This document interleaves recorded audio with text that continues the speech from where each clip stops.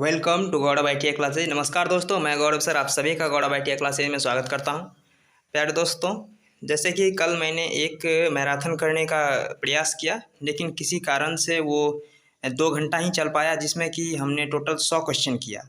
और आज हम उसी का पार्ट 2 लेकर के आए हैं। इसमें हम कोशिश करेंगे कि पूरी की पूरी क्लास कवर हो, यानी कि 100 क्वेश्चन के बाद, यानी कि कल हमने 105 क्वेश्चन तक कवर किया था। आज उससे आगे जो भी होगा 418 तक का, उसको हम इसी पार्ट में सॉल्व करने का कोशिश करते हैं। तो आप लोग लास्ट तक जुड़े रहिए। चलिए हम शुरू करते हैं अपने। पीपीई मीन्स यानी कि पीपीई का फुल फॉर्म क्या होता है। तो देखिए, पीपीई का फुल फॉर्म होता है पर्सनल प्रोटेक्टिव इक्विपमेंट्स। आपको यही याद करना है, पर्सनल प्रोटेक्टिव इक्विपमेंट्स। ऑप्शन के भरोसे नहीं रहना है। अगर ऑप्शन के भरोसे रहेंगे तो हो सकता है, यहाँ पे देखिए, यहाँ पे लिखा है प्रोटेक्टिव और यहाँ पे लिखा है प्रोडक्टिव। एक अगर आप शब्द मिस कर जाते हैं, एक वर्ड मिस कर जाते हैं, तो आप वहाँ पे गलत आंसर टिक करके आ जाइएगा और आपका 2 मार्क चला जाएगा बोड़ा में। ठीक है, इसीलिए आप सभी जो भी फुल फॉर्म है उसे आप जी पे रट्टा मार लीजिए। इसमें कोई दिक्कत नहीं है कि आपको ऑप्शन देखना पड़ जाए। देखिए, पीपीई का फुल फॉर्म होता है पर्सनल प्रोटेक्टिव इक्विपमेंट्स। इसका फुल फॉर्म होता है पर्सनल मतलब कि निजी, प्रोटेक्टिव यानी सुरक्षात्मक, जो सुरक्षा करे आपका, इक्विपमेंट मतलब होता है युक्ति, यानी कि वो युक्ति जो आपकी व्यक्तिगत सुरक्षा करे, उसे ही पर्सनल प्रोटेक्टिव इक्विपमेंट्स कहते हैं। जिसके अंदर हमारा शामिल होता है हैंड ग्लव्स, उसके बाद चश्मा यानी कि गॉगल्स, इसके बाद आपका जो शू है वो, उसके बाद जो सर पे लगाते हैं हेड, यहाँ पे हेड ऑफिस को बचाने के लिए हेलमेट, चाहे आप ईयर प्लग लगाते हैं, चाहे आवाज़ से बचने के लिए, चाहे आप मास्क लगाते हैं यानी कि धूलकन से बचने के लिए, इन सब के लिए जो उपयोग करते हैं, जो वस्तु आप अपनाते हैं अपनी सुरक्षा के लिए, वही होता है पीपीई। और इन सारे वस्तुओं के समूह को कहते हैं पीपीई किट्स। ठीक है, तो पीपीई का फुल फॉर्म होता है पर्सनल प्रोटेक्टिव इक्विपमेंट्स। तो इसका right answer option number B हो जाएगा। आप सभी बढ़िया से याद कर लीजिए। आप सभी जितना हो सके, जितना बार रिवाइज करना होगा कर लीजिए। इससे ना हो तो कॉपी पे 2-4 बार लिख लीजिए, ताकि आपको स्पेलिंग मिस्टेक ना हो एग्जाम में और आप गलत करके ना आए। ठीक है, हो जाएगा पर्सनल प्रोटेक्टिव इक्विपमेंट्स, जो कि ऑप्शन नंबर बी में है। प्रोडक्टिव मत मार देना, नहीं तो गलत हो जाएगा। ठीक है, चलिए नेक्स्ट क्वेश्चन तरफ चलते हैं। अगला हमारा क्वेश्चन कर रहा है productivity can be encouraged by offering, यानी कि कौन सा ऑफर दे करके, पेशकश यानी पेशकश करके, यानी कि उसको उत्साहित करके, क्या करके हम अधिक से अधिक उत्पादन कर सकते हैं। देखिए, ऑप्शन ए है केवल प्रशिक्षण। नहीं, केवल प्रशिक्षण से आपका काम जो है, उत्पादन जो है, बेहतर तरीके से और अधिक से अधिक नहीं हो पाएगा। आप सिर्फ कहिए किताब पढ़ा करके कि ऐसे ऐसे होता है, जैसे कि मैं आपको अभी पढ़ा रहा हूँ, मैं आपको प्रैक्टिकल नहीं करा, सिर्फ पढ़ा रहा हूँ कि ऐसे ऐसे होता है। ठीक है, अगर सिर्फ आपको ऐसा किया जाए, और ये तो इम्प्रॉबिलिटी है, इसकी में किसी भी प्रकार की कोई भी जो प्रैक्टिकल की ज़रूरत नहीं है, इसलिए मैं आपको इस तरह से भाषण दे करके सुना दे रहा हूँ। ठीक है, लेकिन जो थ्योरी होता है उसमें आपको प्रशिक्षण के साथ साथ, यानी कि पढ़ाने के साथ साथ, आपको जॉब का अनुभव भी कराना चाहिए। जहां मशीन काम कर रहा है, जहां पे वर्कर्स काम कर रहे हैं, उसको दिखाना चाहिए किस तरह से काम हो रहा है, तभी आपका उत्पादन बढ़ सकता है। तो केवल प्रशिक्षण से नहीं होगा, केवल जॉब साइट अनुभव से, यानी आपने उसे कुछ पढ़ाया लिखाया नहीं और उठा के डाल दिया मशीन पे, देखो कैसे कैसे काम करता है, तुम्हें भी करना पड़ेगा, तो फिर तो वो भी कुछ ना कुछ गड़बड़ करके ही आएगा। ऑप्शन नंबर डी है इंस्पिरेशन, यानी कि उत्साह, प्रोत्साहन, यानी कि आप कह सकते हैं इसे मोटिवेशन। वो नहीं मोटिवेशन कि तुम ये कर सकते हो कर सकते हो, तो इसका मतलब ये नहीं है कि वो ट्रेन के आगे जा करके कहेगा कि हम इस ट्रेन को रोक देंगे चलते हुए। ये मोटिवेशन, इतना मोटिवेशन नहीं देना है उसको। ठीक है, मोटिवेशन की भी जरूरत पड़ती है, जॉब साइट की भी अनुभव पड़ती है और प्रशिक्षण की भी अनुभव पड़ती है। ऑप्शन नंबर सी में इन सभी का मिला जुला रूप है। ये कह रहा है प्रशिक्षण और नौकरी का अनुभव, यानी कि आप किताब पढ़ाएंगे भी और साथ ही साथ उसे जाकर के मशीन पे सिखाएंगे भी, तो आपका उत्पादन बेहतर हो पाएगा। सिर्फ उत्साहन देने से या फिर केवल जॉब साइट पे ले जाने से या फिर केवल प्रशिक्षण देने से कुछ नहीं होगा। जब तक उसे प्रशिक्षण नहीं दीजिएगा, जब तक उसे जॉब साइट पे नहीं ले जाइएगा, तब तक कोई काम नहीं होगा। यानी कि दोनों काम इंपॉर्टेंट है, इसलिए इसका right answer option number C हो जाएगा। ठीक है, चलिए 8वां क्वेश्चन कर रहा है, यानी 108वां क्वेश्चन कर रहा है डैश प्रोटेक्ट, यानी कि क्या है जो बचाता है हैंड्स फ्रॉम कट्स, यानी कि हाथ को कटने से, बर्न्स और हार्मफुल लिक्विड, यानी कि जलने से, और हार्मफुल यानी कि जो कहते हैं खतरनाक हो सकता है, हार्मफुल मतलब आपके लिए उपयोगी जो नहीं है, अनुपयोगी है, उस लिक्विड से। लिक्विड में आप इसे सबसे मान सकते हैं तेजाब, जो कि आपके शरीर के लिए बहुत ही हानिकारक पदार्थ है, जो कि आपके शरीर को जला सकता है। ठीक है, यानी कि हाथों को कटने, जलने या हानिकारक तरल पदार्थों से बचाने के लिए हम किसका उपयोग करते हैं, तो इसका ऑप्शन एकदम गधा से गधा बच्चा भी होगा वो भी सही आंसर मार के आएगा। इसका आंसर हो जाएगा ऑप्शन नंबर बी, दस्ताने, यानी कि ग्लव्स। हाथ को जलने से बचाना है तो चश्मा थोड़े ना पहनेगा कोई, ऐसा कोई कैसे कर सकता है? या फिर कान का प्लग लगा क्या करेगा? हाथ अगर जलिए जाएगा तो फिर कान में प्लग लगा क्या वो सुनेगा नहीं कि अपने चिल्ला रहे हैं, अपने नहीं सुन रहे हैं, इसलिए कान में प्लग लगाएगा। या फिर हेलमेट, या हेलमेट जो है वो हेड ऑफिस बचाने के लिए प्रयोग किया जाता है। हेड ऑफिस मतलब आपका सर, क्योंकि अगर सर काम करना बंद कर देना तो शरीर कितना भी उछल ले कोई काम नहीं करता। और शरीर काम करेगा कैसे अगर सर काम करना छोड़ दे? तो उसे तो बायोलॉजिकली डेथ माना जाता है। इसलिए हेड खोपड़ी को बचाने के लिए यानी हेड ऑफिस को बचाने के लिए हेलमेट का प्रयोग करते हैं। लेकिन यहाँ पे दिया गया है हाथों को बचाने के लिए, तो हाथ को बचाने के लिए हम दस्ताना का प्रयोग करते हैं। ये इसका ऑप्शन नंबर बी एकदम करेक्ट आंसर है। आराम से पढ़िए, ठीक है। अगला क्वेश्चन देख लीजिए, मजेदार है। Which of these is not an entry level job after ITI for. देखिए इसमें कह रहा है कि आप ITI करके डायरेक्ट किस पद पे नहीं हो सकते। इंटीरियर डिजाइन यानी कि अंदर के जो डिजाइनर, यानी कि जो कि किसी फैक्ट्री के अंदर किसी ऑफिस के अंदर जो काम कर रहे हैं उसके लिए ये कह रहा है। यानी कि इनमें से कौन सा जो है इंटीरियर डिजाइन के लिए ITI के बाद सीधे प्रवेश की नौकरी नहीं है। आपको मिल सकता है, आप अगर 5-10 साल काम कर चुके हैं तो आपको मिल सकता है, लेकिन सीधे पहुंच गए कि हमें दे दो यही स्पेशलिस्ट का काम, तो ये तो नहीं हो सकता ना। स्पेशलिस्ट ही इसका सही आंसर होगा। यानी कि अगर आप अभी ITI करके जस्ट पहुंचे हैं और आपको कहे कि स्पेशलिस्ट बना दें हम आपको, तो वो आपके साथ फ्रॉड कर रहा है। आपको स्पेशलिस्ट नहीं बना सकता। स्पेशलिस्ट का मतलब होता है उसका ज्ञाता। जैसे कि कोई मशीन के बारे में अगर कोई स्पेशलिस्ट है, इसका मतलब है वो मशीन का हर पार्ट जानता है, कब मूवमेंट करेगा, कैसे क्या होगा, उसमें कोई प्रॉब्लम क्यों ना हो जाए, वो मशीन का हर एक पार्ट जानेगा, उसे कहते हैं उस मशीन का स्पेशलिस्ट। इसी तरह से कोई पढ़ाने का स्पेशलिस्ट होता है, कोई किसी का स्पेशलिस्ट होता है, कोई खेलने का स्पेशलिस्ट होता है, ठीक है। तो स्पेशलिस्ट का मतलब होता है उस क्षेत्र में उन्होंने महारत हासिल कर ली है, वो उन काम में पूरी तरह से निपुण है।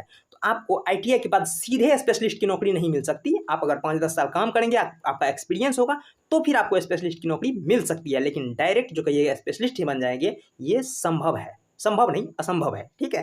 चलिए ट्रेनिंग की बात करें तो ट्रेनिंग मिल सकता है। आप ITI करेंगे तो उसके बाद ट्रेनिंग ही करेंगे, यही तो निश्चित है, ठीक है। जूनियर इंटीरियर डिजाइन, हाँ उसके साथ आप काम कर सकते हैं। जूनियर यानी उसके पीछे पीछे सीख सकते हैं, सीखने के बाद फिर आप स्पेशलिस्ट बनिए।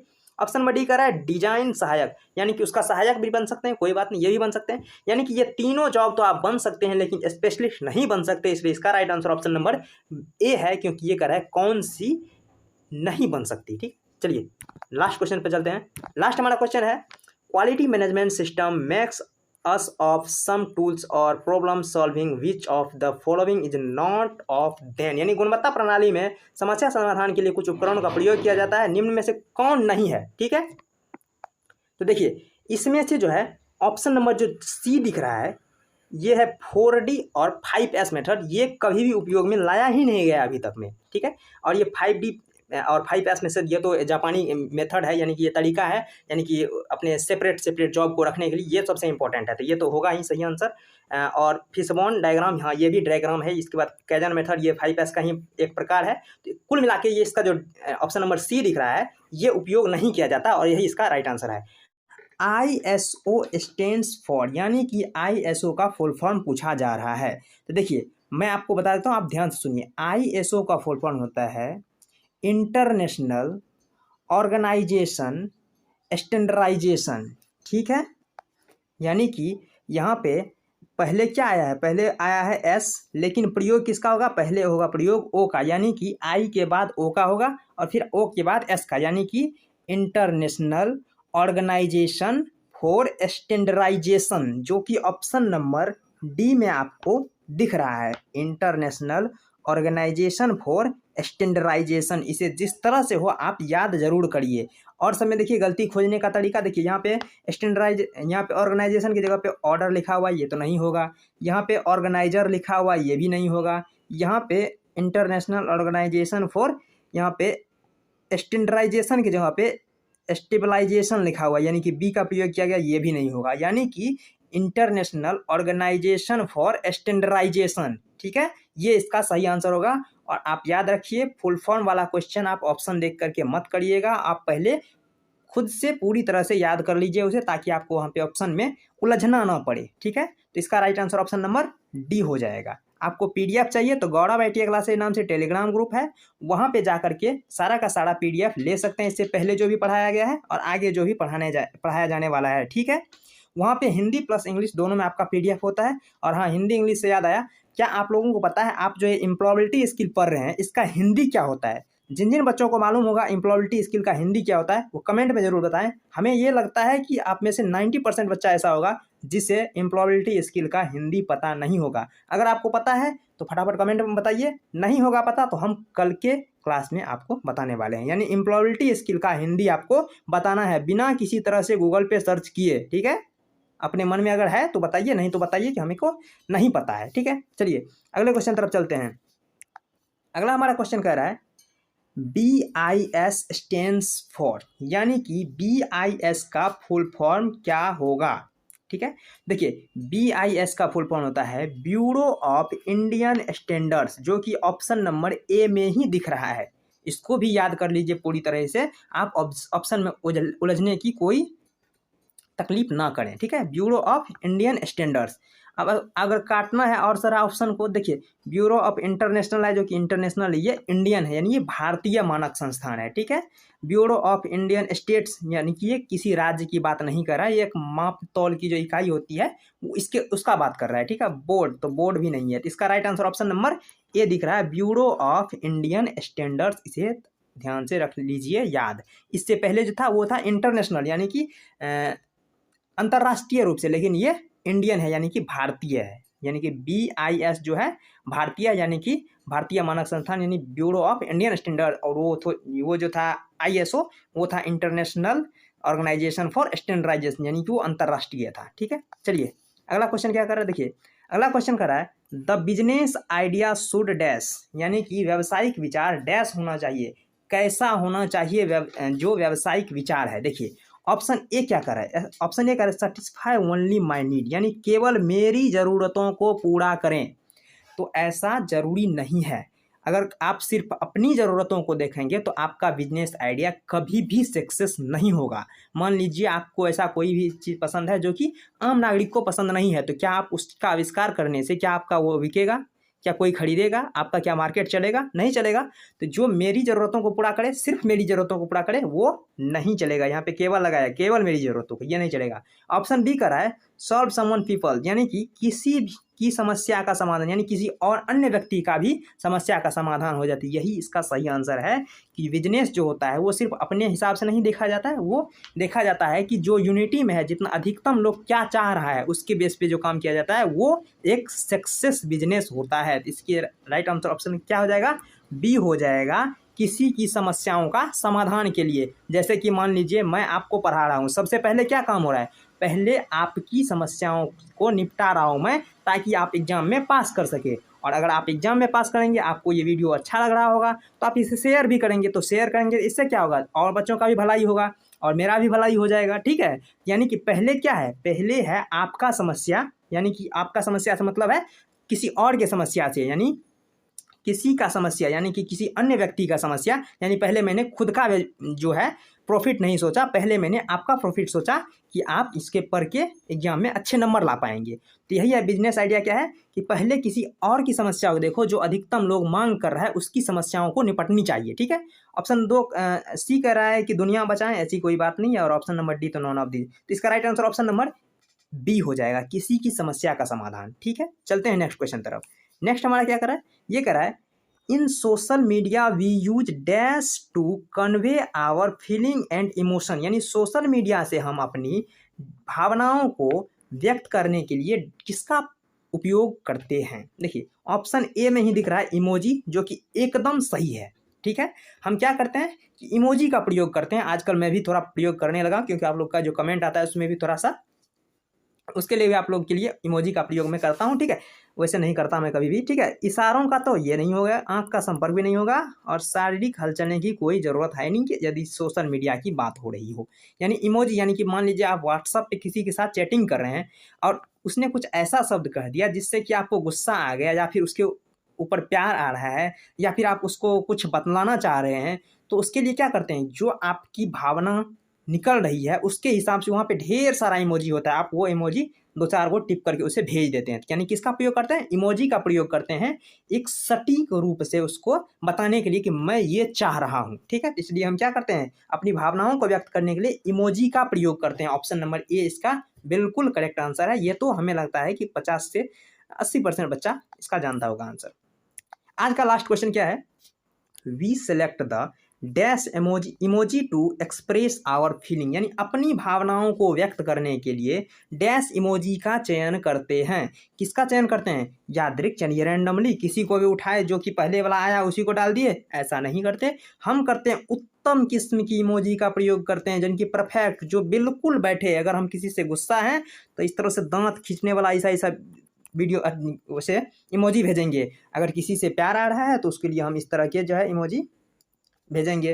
किसी के को बताना है कि उसका एक्सीडेंट हो गया तो उसके लिए हम क्या करेंगे? इस तरह का एम्बुलेंस बना देंगे। देखते हैं बनता है कि नहीं।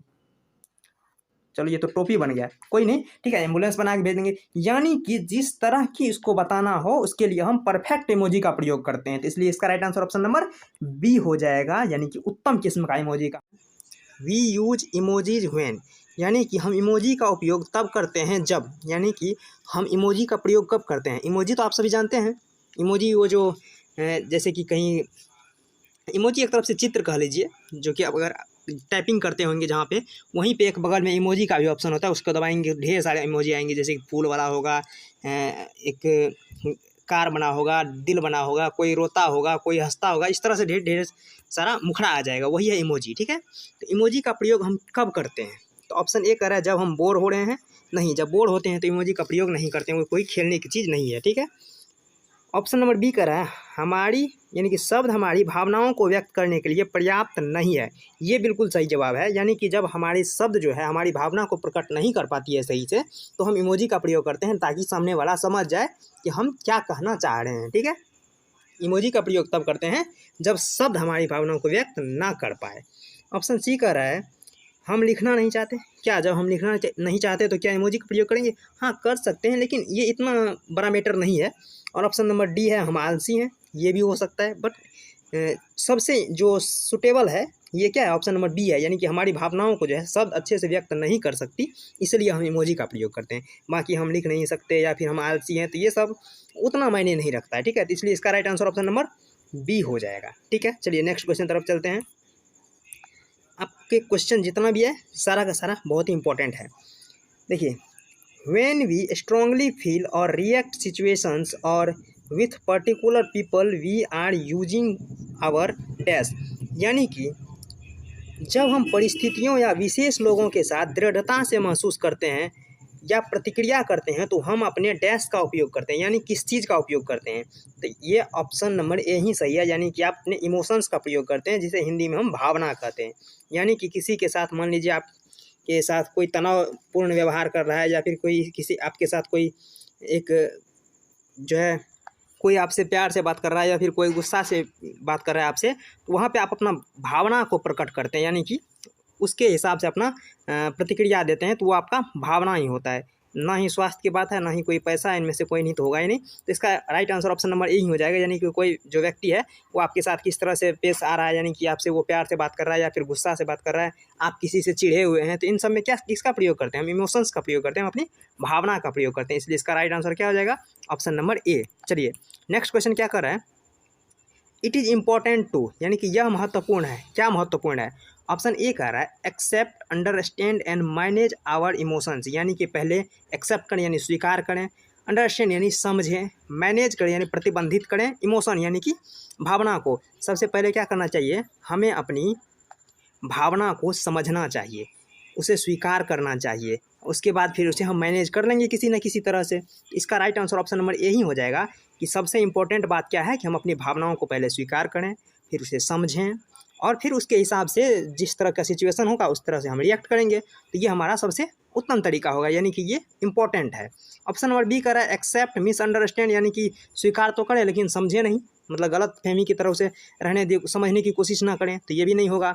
ऑप्शन नंबर सी क्या कह रहा है? रिफ्यूज, यानी कि हटा दें, यानी कि खारिज कर दें, तो ये भी नहीं होगा। और ऑप्शन नंबर डी क्या कर एक्सेप्ट एंड मिसअंडरस्टैंड, मिसअंडरस्टैंड नहीं, यहाँ पे अंडरस्टैंड, यानी कि समझना भी है, स्वीकार भी करना है, और फिर मैनेज करना है उसके सिचुएशन के अकॉर्डिंग। तो इसका right answer option number A हो जाएगा। ये इंग्लिश में ही थोड़ा लगा हमको ये कि अच्छा समझ में आएगा, इसलिए हम इसको इंग्लिश में ही रखें ऑप्शन को, ठीक है। इसका राइट आंसर क्या हो जाएगा?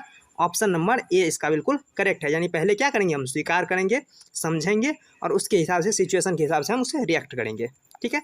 चलिए नेक्स्ट हमारा क्वेश्चन कर रहा है a person's ability to understand and manage emotions properly is called, यानी कि एक ऐसा व्यक्ति जो कि भावनाओं को ठीक से समझने और प्रतिबंधित करने की क्षमता रखता है, वो व्यक्ति कैसा कहलाएगा? वो बुद्धिमान कहलाएगा।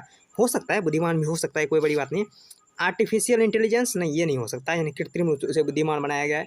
ये हो जाएगा इमोशनल इंटेलिजेंस, यानी भावनात्मक बुद्धिमानी।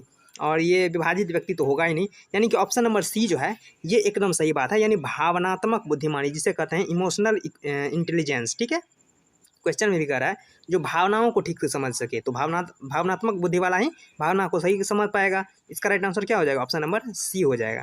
बिल्कुल आसान क्वेश्चन है आज का, जितना भी है इसी तरह से इमोशंस पे ही आधारित है। और आज का ये लास्ट क्वेश्चन भी है। लास्ट क्वेश्चन क्या कर रहा है? A person with high emotional intelligence has, यानी कि एक उच्च भावनात्मक बुद्धि वाले व्यक्ति के पास क्या होता है? देखिए, भावनात्मक व्यक्ति का मतलब क्या हो गया? ताकि वो आपकी बातों को भी समझ सके और अपनी बातों को भी भावना के माध्यम से समझा सके। ठीक है, यहाँ पे भावना किसी लड़की का नाम नहीं है, भावना मतलब आपके अंदर की फीलिंग है, ये फीलिंग यानी कि इमोशंस है। ठीक है, देखिए क्या है, तो जो उच्च भावनात्मक बुद्धि वाले व्यक्ति होते हैं उनके पास क्या होता है, यानी कि जो इस तरह की भावनाओं को समझ सकते हैं उसके पास क्या होता है? बहुत सारे नकारात्मक गुण नहीं, उसके साथ नकारात्मक गुण नहीं होंगे। अहंकार, तो अहंकार भी नहीं होगा, ये भी तो नेगेटिव ही है ना। और ये ऑप्शन नंबर डी कर रहा है एक नौकरी, ये भी इसका उतना सूट नहीं करता है। देखिए ऑप्शन नंबर सी क्या क्या कर रहा है? लॉट ऑफ पॉजिटिव क्वालिटी, यानी कि बहुत सारे सकारात्मक गुण होंगे किसमें? जो कि उच्च भावनात्मक वाले बुद्धि वाले व्यक्ति होंगे, उनके साथ बहुत सारे सकारात्मक गुण होंगे। लोगों की भावनाओं को देख करके, समझ करके उसके हिसाब से उसके साथ बिहेव करेंगे। उसके पास क्या है? सकारात्मक बुद्धि है। तो इसका राइट आंसर क्या हो जाएगा? ऑप्शन नंबर सी हो जाएगा, बिल्कुल सही। कह रहा है when something good happens to us we feel, यानी कि जब हमारे साथ कुछ अच्छा होता है तो हम कैसा महसूस करते हैं। यानी कि यहाँ पे डैश दिया गया है, यानी कि यहाँ पे क्या होगा, यानी कि जब हमारे साथ कुछ अच्छा होता है तो हम कैसे महसूस करते हैं। ऑप्शन ए में है चिढ़ा हुआ। कहीं अगर आपके साथ अच्छा हुआ तो चिढ़ा हुआ तो कोई भी महसूस नहीं करेगा। चिढ़ा हुआ कब होता है? जब उसके साथ टॉर्चर किया जाता है या फिर उसके हिसाब से कोई काम नहीं होता, तब वो चिढ़ा हुआ रहता है। गुस्सा, वो भी वही बात हुआ अगर उसके साथ कुछ अच्छा नहीं हो रहा है तो। ऑप्शन सी कह रहा है नकारात्मक भावनाएं, जैसे कि क्रोध। क्या आपके साथ अगर कुछ अच्छा होगा तो क्या आपके ऊपर क्रोध आएगा किसी के ऊपर? क्या ऐसा नहीं हो सकता। ऑप्शन नंबर डी इसका बिल्कुल सही है, क्योंकि कह रहा है ये पॉजिटिव इमोशंस लाइक हैप्पीनेस, यानी कि आपके साथ अगर सब कुछ अच्छा हो रहा है, आपके हिसाब से हो रहा है, आप क्या करेंगे? खुशी का आनंद लेंगे, यानी आप अपने आप में खुशी फील करेंगे, यानी कि सकारात्मक भावनाएं आपके अंदर आनी शुरू हो जाएगी। तो इसका राइट आंसर क्या हो जाएगा? ऑप्शन नंबर डी हो जाएगा 121 नंबर का क्वेश्चन का। ठीक है, चलिए नेक्स्ट क्वेश्चन की तरफ चलते हैं। ये क्वेश्चन है the first step to manage emotions is to dash, यानी कि भावनाओं को प्रतिबंधित करने के लिए पहला कदम क्या है। यहाँ पे प्रतिबंधित जो दिया गया है, प्रबंधित, यानी कि हिंदी में आप इसे अच्छा से समझ ना पाएँ, लेकिन इंग्लिश में ये एकदम एक्यूरेट समझा देता है, यानी मैनेज करना, यानी कि किसी भी चीज़ को मैनेज करना। यहाँ पे मैनेज करने के लिए क्या कर रहा है? अपनी भावनाओं को, अपने इमोशंस को। ठीक है, तो इसका राइट आंसर देखते हैं क्या है। पहले हम ऑप्शन देख लेते हैं। ऑप्शन नंबर ए क्या कर रहा है? भावनाओं को स्वीकार करें और समझे, यही इसका राइट आंसर भी है। आगे भी हम देख लेते हैं। ठीक है, यानी कि भावनाओं को प्रबंधित करने के लिए, यानी मैनेज करने के लिए पहले हमें क्या करना होगा? अपनी भावनाओं को स्वीकार करना होगा, अपनी भावनाओं को समझना होगा, फिर हम जिस तरह से होगा मैनेज कर ही लेंगे। तो इसका right answer option number A हो जाएगा। बी देखते हैं क्या कर रहा है। बी कर रहा है भावनाओं को व्यक्त करें। नहीं, ऐसा कोई बात नहीं है कि अपने भावनाओं को प्रतिबंधित करने के लिए व्यक्त करने की जरूरत है, बट जो ऑप्शन नंबर ए बता रहा है उसके मुताबिक ऑप्शन नंबर बी थोड़ा सा कमजोर पड़ रहा है। ठीक है, ऑप्शन नंबर सी क्या कर रहा है? भावनाओं को प्रबंधित करें। यहाँ के डायरेक्ट प्रबंधित ही नहीं करेंगे, पहले अपनी भावनाओं को समझेंगे, स्वीकार करेंगे, फिर हम प्रबंधित करेंगे। ठीक है, और भावनाओं को स्वीकार करें, यहाँ स्वीकार नहीं होगा, यहाँ अस्वीकार होगा। क्या हो जाएगा? अस्वीकार हो जाएगा, क्योंकि यहाँ पे देखिए रिजेक्ट है, ये रिजेक्ट मतलब अस्वीकार कर देना। ठीक है, पहले भावनाओं को अस्वीकार करें, तो यहाँ पे अस्वीकार भी नहीं होगा, इसलिए इसका right answer option number A हो जाएगा। यानी कि अपनी भावनाओं को पहले स्वीकार करें, फिर भावनाओं को समझें, और अगर स्वीकार और समझ लेते हैं तो फिर अपनी भावनाओं को हम किसी भी तरह से मैनेज कर ही लेंगे। तो इसका right answer option number A हो जाएगा। चलिए नेक्स्ट क्वेश्चन तरफ चलते हैं। अगला क्वेश्चन है when do not express our emotion we may end up dash. यहाँ पे हिंदी में थोड़ा सा कह सकते हैं कि करेक्ट नहीं है। ठीक है, जब हम अपनी भावनाओं को व्यक्त नहीं करते हैं तो हम कर सकते हैं, क्या कर सकते हैं? ऑप्शन ए है खुद को और दूसरों को, ऑप्शन बी है खुद को और दूसरों को चोट पहुंचाना, जो कि इसका right answer option number B ही है।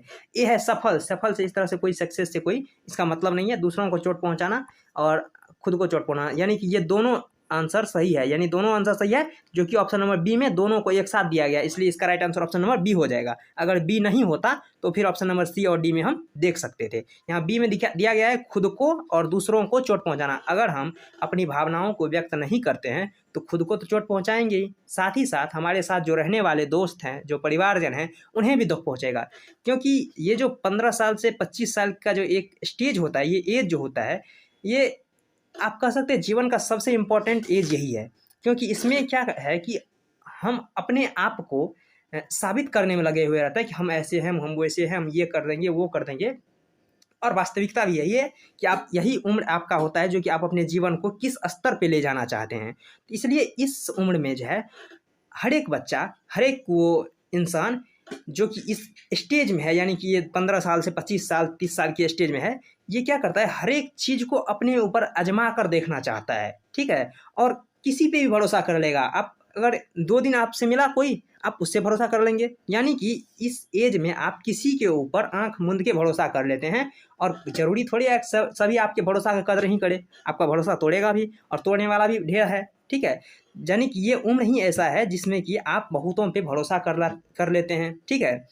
और ये भरोसा आपका टूट जाता है तो आप क्या करते हैं, आप मोटिवेट नहीं रहते हैं, आप डिमोटिवेट हो जाते हैं, आप फ्रस्ट्रेट हो जाते हैं और कभी कभी गलत कदम भी उठा सकते हैं। ऐसा होता है, क्योंकि देखे होंगे आप कि एग्जाम में कोई फेल हो गया तो फिर आए दिन ऐसी ऐसी घटनाएं आप सुनने को मिलता ही होगा कि किसी ने सुसाइड कर लिया, कुछ किया, कुछ ऐसा होता ही रहता है। यानी कि ये उम्र ऐसा है जो कि सब कुछ अपने ऊपर लोग करके ट्राई करना चाहता है कि मैं क्या कर सकता हूँ, ठीक है। और ऐसे में कुछ गलत काम भी हो सकता है। इसलिए क्या है, अपनी भावनाओं को व्यक्त करना चाहिए। यानी कि जो आपके दोस्त हैं, जो आपके पेरेंट्स हैं, जो आपके हमदर्द हैं, यानी कि जो आपकी भावनाओं को समझ सके, जो आपको आश्वासन दे सके, उसके साथ आपको शेयर करनी चाहिए अपने अंदर जो भी फीलिंग्स है। नहीं तो फिर आप खुद को भी चोट पहुंचा सकते हैं और परिवार वाले को चोट पहुंचा सकते हैं। मान लीजिए कोई किसी का एग्जाम अच्छा से नहीं निकला, तो नहीं निकला तो क्या हो गया, उसका जीवन तो समाप्त नहीं हो गया।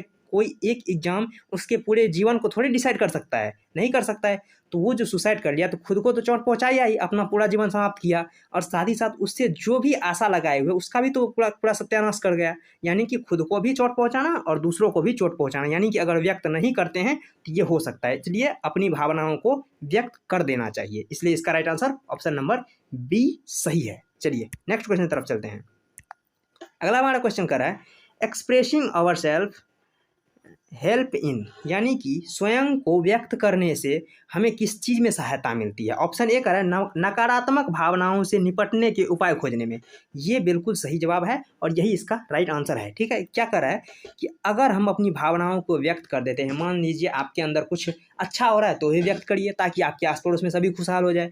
कुछ बुरा हो रहा है तो भी व्यक्त करिए ताकि वो आपको बता सके कि ऐसा कोई बात नहीं है, आगे से आपका सही हो जाएगा, ये ऐसा समय है, सभी के साथ ऐसा होता है। यानी कि आपको वो आश्वासन देगा और आप अपनी नकारात्मक भावनाओं से उठ जाएंगे ऊपर और आप फिर अपने सकारात्मक हो जाएंगे। आप एक नॉर्मल व्यक्ति की तरह काम करना शुरू कर देंगे। यानी कि आपके अंदर से नकारात्मक अगर हटेगा तो अपने आप में सकारात्मकता आ ही जाएगा। तो इसका राइट आंसर ऑप्शन नंबर ए का है। यानी कि जब हम अपनी भावनाओं को व्यक्त करते हैं तो नकारात्मक भावनाओं से निपटने का एक उपाय भी कर लेते हैं। ऑप्शन नंबर बी कह रहा है दूसरों से लड़ना, नहीं ऐसा कोई बात नहीं। अगर हम व्यक्त नहीं करते हैं तो फिर अपने अंदर कुछ घुटन सा महसूस होता रहता है तो हम किसी से लड़ सकते हैं। लेकिन अगर व्यक्त करते हैं तो कोई हमें समझा सकता है, कोई हमें सांत्वना दे सकता है, इससे हम दूसरे से लड़ेंगे नहीं, ना ही नकारात्मक भावनाओं का कोई विकास होगा।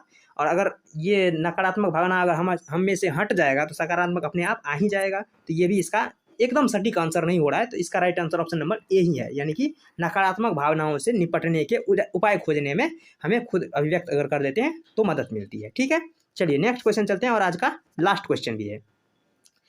If we do not learn how to control dash it can spoil reaction, यानी कि अगर हम डैश को नियंत्रित करना नहीं सीखते तो हम रिश्ता को खराब कर सकते हैं। इनमें से कौन ऐसा चीज़ है जिसे हम अगर नियंत्रित ना करें तो रिश्ता हमारा खराब हो जाएगा। क्या हम हंसी को अगर कंट्रोल ना करें तो क्या रिश्ता खराब हो जाएगा? ऐसा नहीं है। हंसेंगे तो हम हंसेंगे, खुश रहेंगे, हमारे आसपास के लोग हंसेंगे, सभी खुश रहेंगे, इसमें रिश्ता खराब होने वाली कोई बात है नहीं। और लोग और अन्य ये कोई ऑप्शन इसमें सटीक बैठ ही नहीं रहा है। ऑप्शन नंबर डी है, यानी एंगर यानी क्रोध।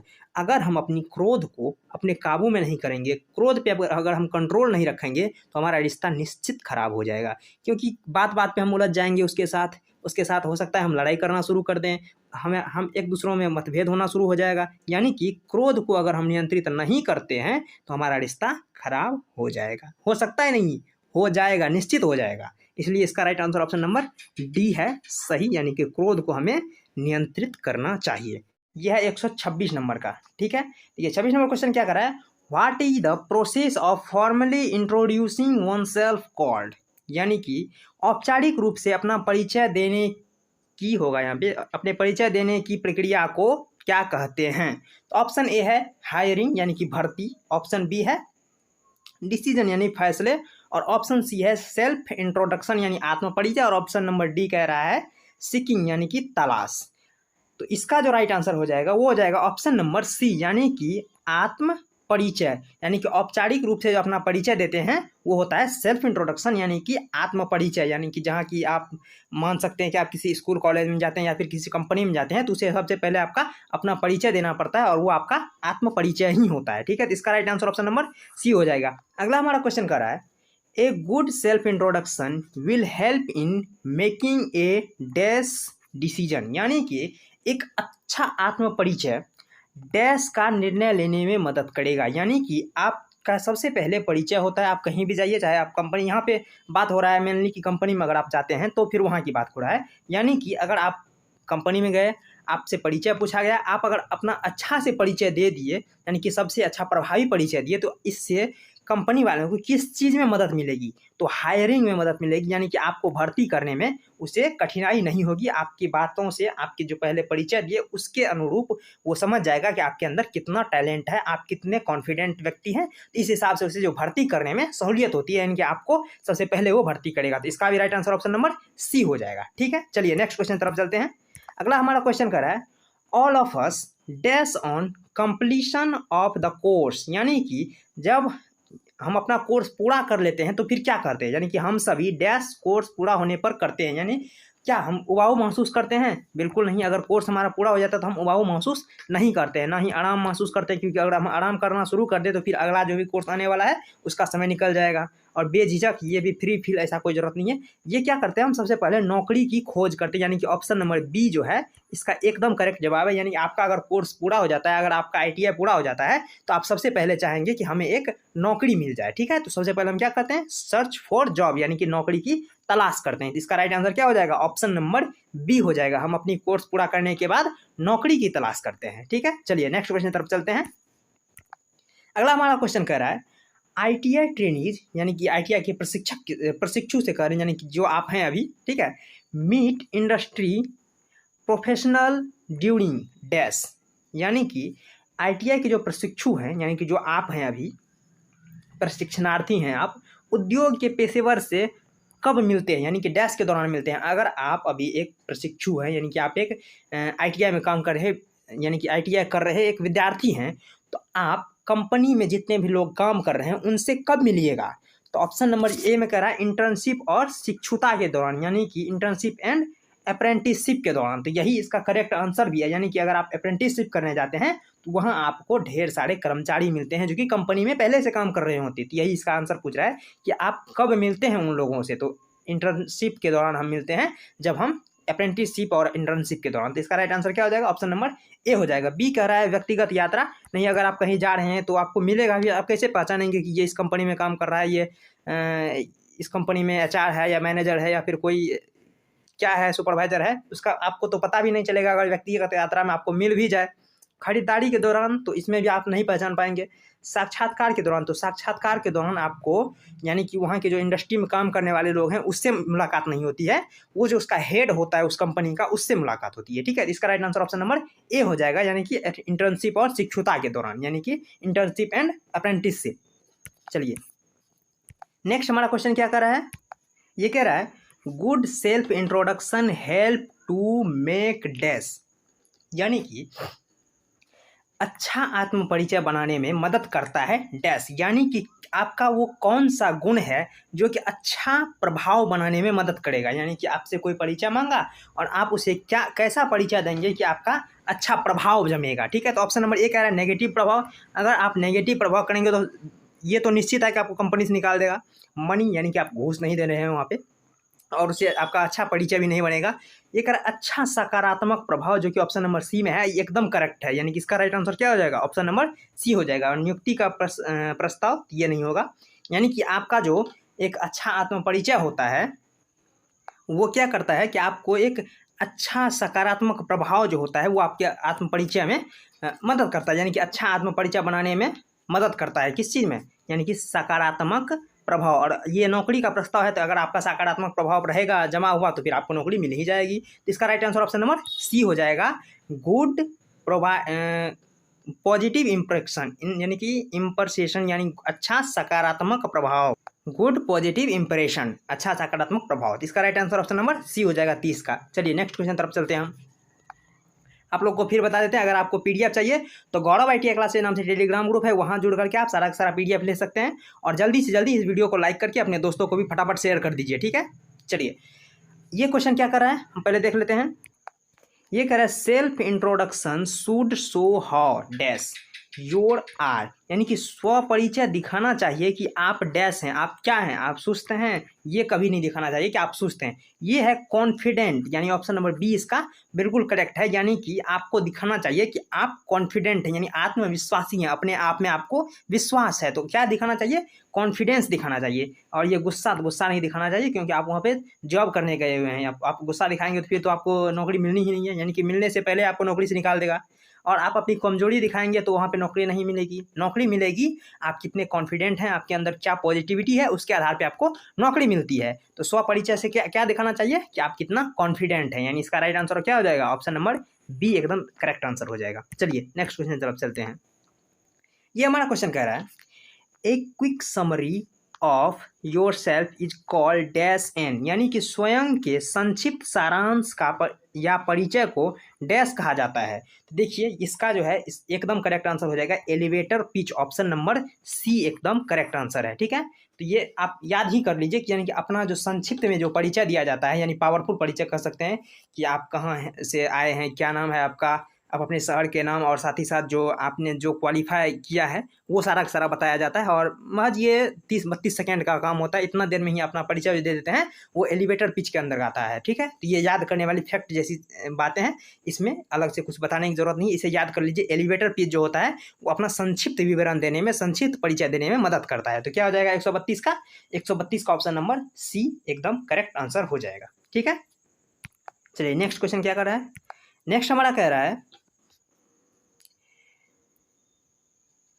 यही क्वेश्चन जो पीछे वाला क्वेश्चन है उसी का एक कह सकते हैं आप एक विस्तृत रूप कह रहा है। ये introducing one self in A smart and powerful way in just 30 second is called dash, यानी कि 30 सेकेंड में स्मार्ट और शक्तिशाली तरीके से अपना परिचय देना डैश कहलाता है। वही जो क्वेश्चन क्या कर रहा था, इससे पहले क्वेश्चन कर रहा कि यानी कि कुछ सेकेंड में, यानी कि जल्दी जल्दी बहुत कम सेकेंड में, और यहाँ पे टाइम दे दिया एक 30 सेकेंड में, यानी कि 30 सेकेंड के अंदर जो है शक्तिशाली रूप से अपना परिचय देना क्या कहलाता है, ये भी एलिवेटर पिच ही कहलाता है। यानी दोनों का मतलब एक ही है। वहाँ पे कह रहा है जल्दी जल्दी करने में, यहाँ कह रहा है 30 सेकेंड, यानी कि माना कि 1 मिनट के कम, यानी 1 मिनट से कम में अगर अपना परिचय देते हैं तो वो एलिवेटर पिच के अंदर ही आता है। ये ब्रीफ केस कोई है नहीं, वो सामान लाद के नहीं जा रहे हैं या फिर किसी प्रकार का कोई भाषण या त्वरित कॉल नहीं है। ये क्या है, एलिवेटर पिच है। इसका पहले वाला का भी एलिवेटर पिच ही होगा और इसका भी एलिवेटर पिच ही है। चलिए चलते हैं नेक्स्ट क्वेश्चन तरफ।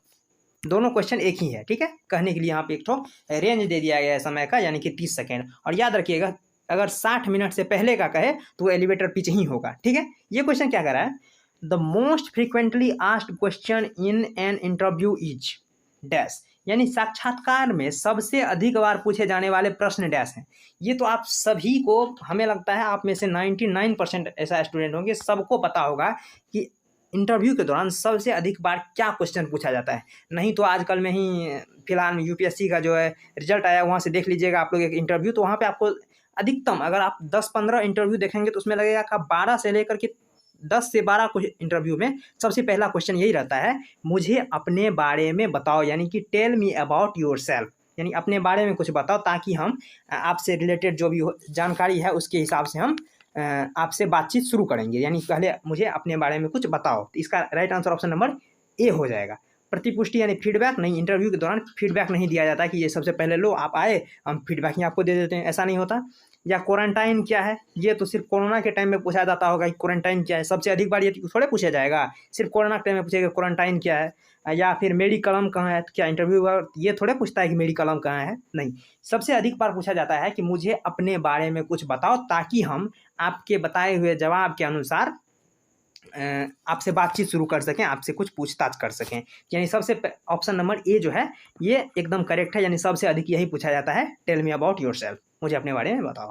ठीक है, आज का लास्ट क्वेश्चन है ये 35 नंबर। ठीक है, ये क्वेश्चन क्या कर रहा है, everything about a person on the internet like profile on Facebook, Twitter and Instagram is called dash, यानी कि इंटरनेट पर किसी व्यक्ति के बारे में उस चीज़ को डैश कहते हैं, जैसे फेसबुक, ट्विटर और इंस्टाग्राम पर प्रोफाइल हो, तो उसे हम क्या कहते हैं, उसे कहते हैं ऑनलाइन प्रोफाइल और डिजिटल फुटप्रिंट। यहाँ पे टूटप्रिंट लिखा हुआ है, यहाँ पे ऐप हो जाएगा। ठीक है, डिजिटल फुटप्रिंट यानी ऑनलाइन प्रोफाइल या फिर डिजिटल पद चिन्ह है। ऑप्शन नंबर ए ही इसका बिल्कुल सही जवाब हो जाएगा। सामाजिक मीडिया ऐसे कोई बात नहीं है, ना ही परिस्थिति के तंत्र, ना नेटवर्किंग है। इसका राइट आंसर क्या हो जाएगा, ऑप्शन नंबर ए हो जाएगा, ऑनलाइन प्रोफाइल और डिजिटल फुटप्रिंट, यानी कि ऑनलाइन प्रोफाइल और डिजिटल पद। इंडस्ट्री से रिलेटेड है। देखिए क्वेश्चन एक कह रहा है, identify the professional networking platform from the given option, यानी कि नीचे जो विकल्प दिए गए हैं उनमें से पेशेवर नेटवर्किंग प्लेटफॉर्म की पहचान करनी है। तो आप सभी जानते हैं ये जो फेसबुक है, ये फेसबुक क्या है, सोशल मीडिया प्लेटफॉर्म है, यानी कि ये नेटवर्किंग प्लेटफॉर्म नहीं है। स्नैपचैट क्या है, वो भी सोशल मीडिया है और व्हाट्सअप भी सोशल मीडिया है। जबकि हमारा ये लिंक्डइन है, ये क्या है, हमारा एक नेटवर्किंग प्लेटफॉर्म है, यानी कि जो इंडस्ट्री के द्वारा चलाया जाता है अपने बातों को साझा करने के लिए, अपनी जितनी भी वैकेंसीज होती है उनको साझा करने के लिए यहाँ पे सारे के सारे इंडस्ट्री से रिलेटेड जो भी व्यक्ति होते हैं वो जुड़े हुए होते हैं, यानी कि एक तरह से नेटवर्क की तरह बिछा हुआ रहता है। तो इसका हो जाएगा लिंक्डइन, यानी कि ऑप्शन नंबर सी इसका एकदम करेक्ट आंसर है। चलिए नेक्स्ट क्वेश्चन तरफ चलते हैं। अगला क्वेश्चन कह रहा है, व्हेन यू एक्सप्लोर लिंक्डइन, यानी कि यही आप उसी वेबसाइट के बारे में पढ़ने हैं।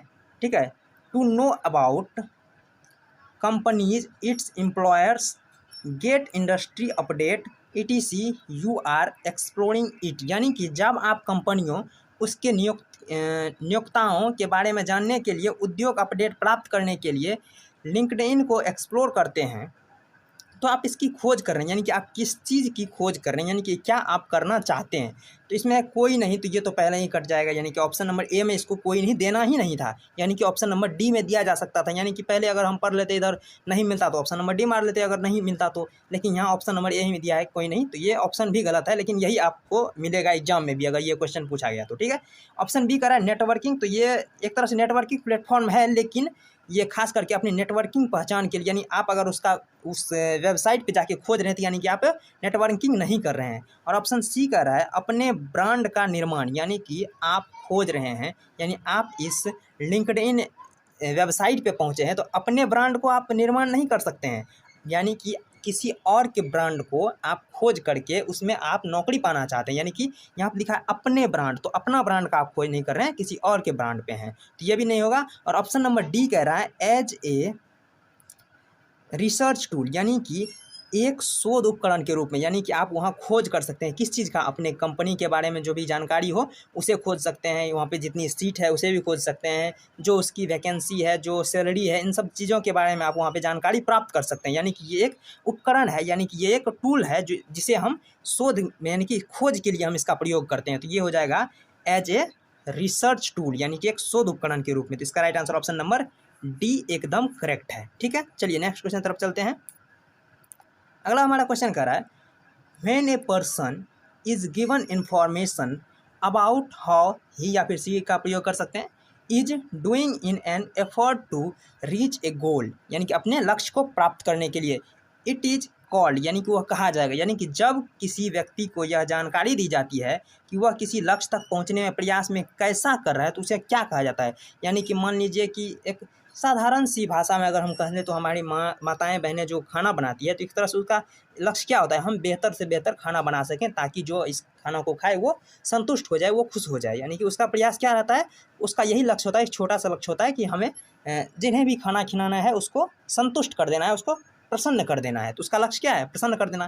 तो हम उसको, अगर हम खाना खाते हैं उसके बाद हम उसको क्या बोलते हैं, हम बोलते हैं उसको प्रक्रिया, यानी कि प्रतिक्रिया देते हैं, फीडबैक देते हैं। इसका right answer option number C हो जाए। यानी कि अगर कोई किसी लक्ष्य तक पहुंचने के लिए प्रयास कर रहा है और उसके बीच में वो कैसा क्या कर रहा है वो अगर बताना चाहें तो वो क्या हो सकता है, वो फीडबैक के द्वारा हम बता सकते हैं। यानी कि प्रक्रिया, इसका सी आंसर हो जाएगा। जैसे कि आप मान सकते हैं कि आपने खाना खा लिया, खाना खाने के बाद आप ऐसा भी ना कहें कि उसे बुरा लग जाए और ऐसा भी कहें कि ताकि वो और सुधार कर पाएँ। तो आप कहेंगे क्या, आज का खाना तो बहुत अच्छा था लेकिन अगर थोड़ा सा इसमें मसाला अधिक हो जाता या थोड़ा सा नमक अधिक और दे देती तो थोड़ा और अधिक अच्छा हो जाता। यानी कि आप क्या कहें, उसको बता भी दिए, यानी कि कमी भी बता दिए और साथ ही साथ उसको ये भी बता दिए कि ये तो अच्छा था ही और अगर ये सब कर लेती तो और अच्छा हो जाता। यानी कि उसे एक तरह से कह सकते हैं आप, एक प्यार से समझाना कर सकते हैं, उसे किसी तरह का कोई दुख भी ना हो और उसका काम भी बन जाए, वो और अपने लक्ष्य की तरफ पहुंच जाए। ये क्या होता है, प्रक्रिया होता है, ये फीडबैक होता है जो कि कोई काम करने के बाद आपको दिया जाता है। यानी कि फीडबैक, जैसे कि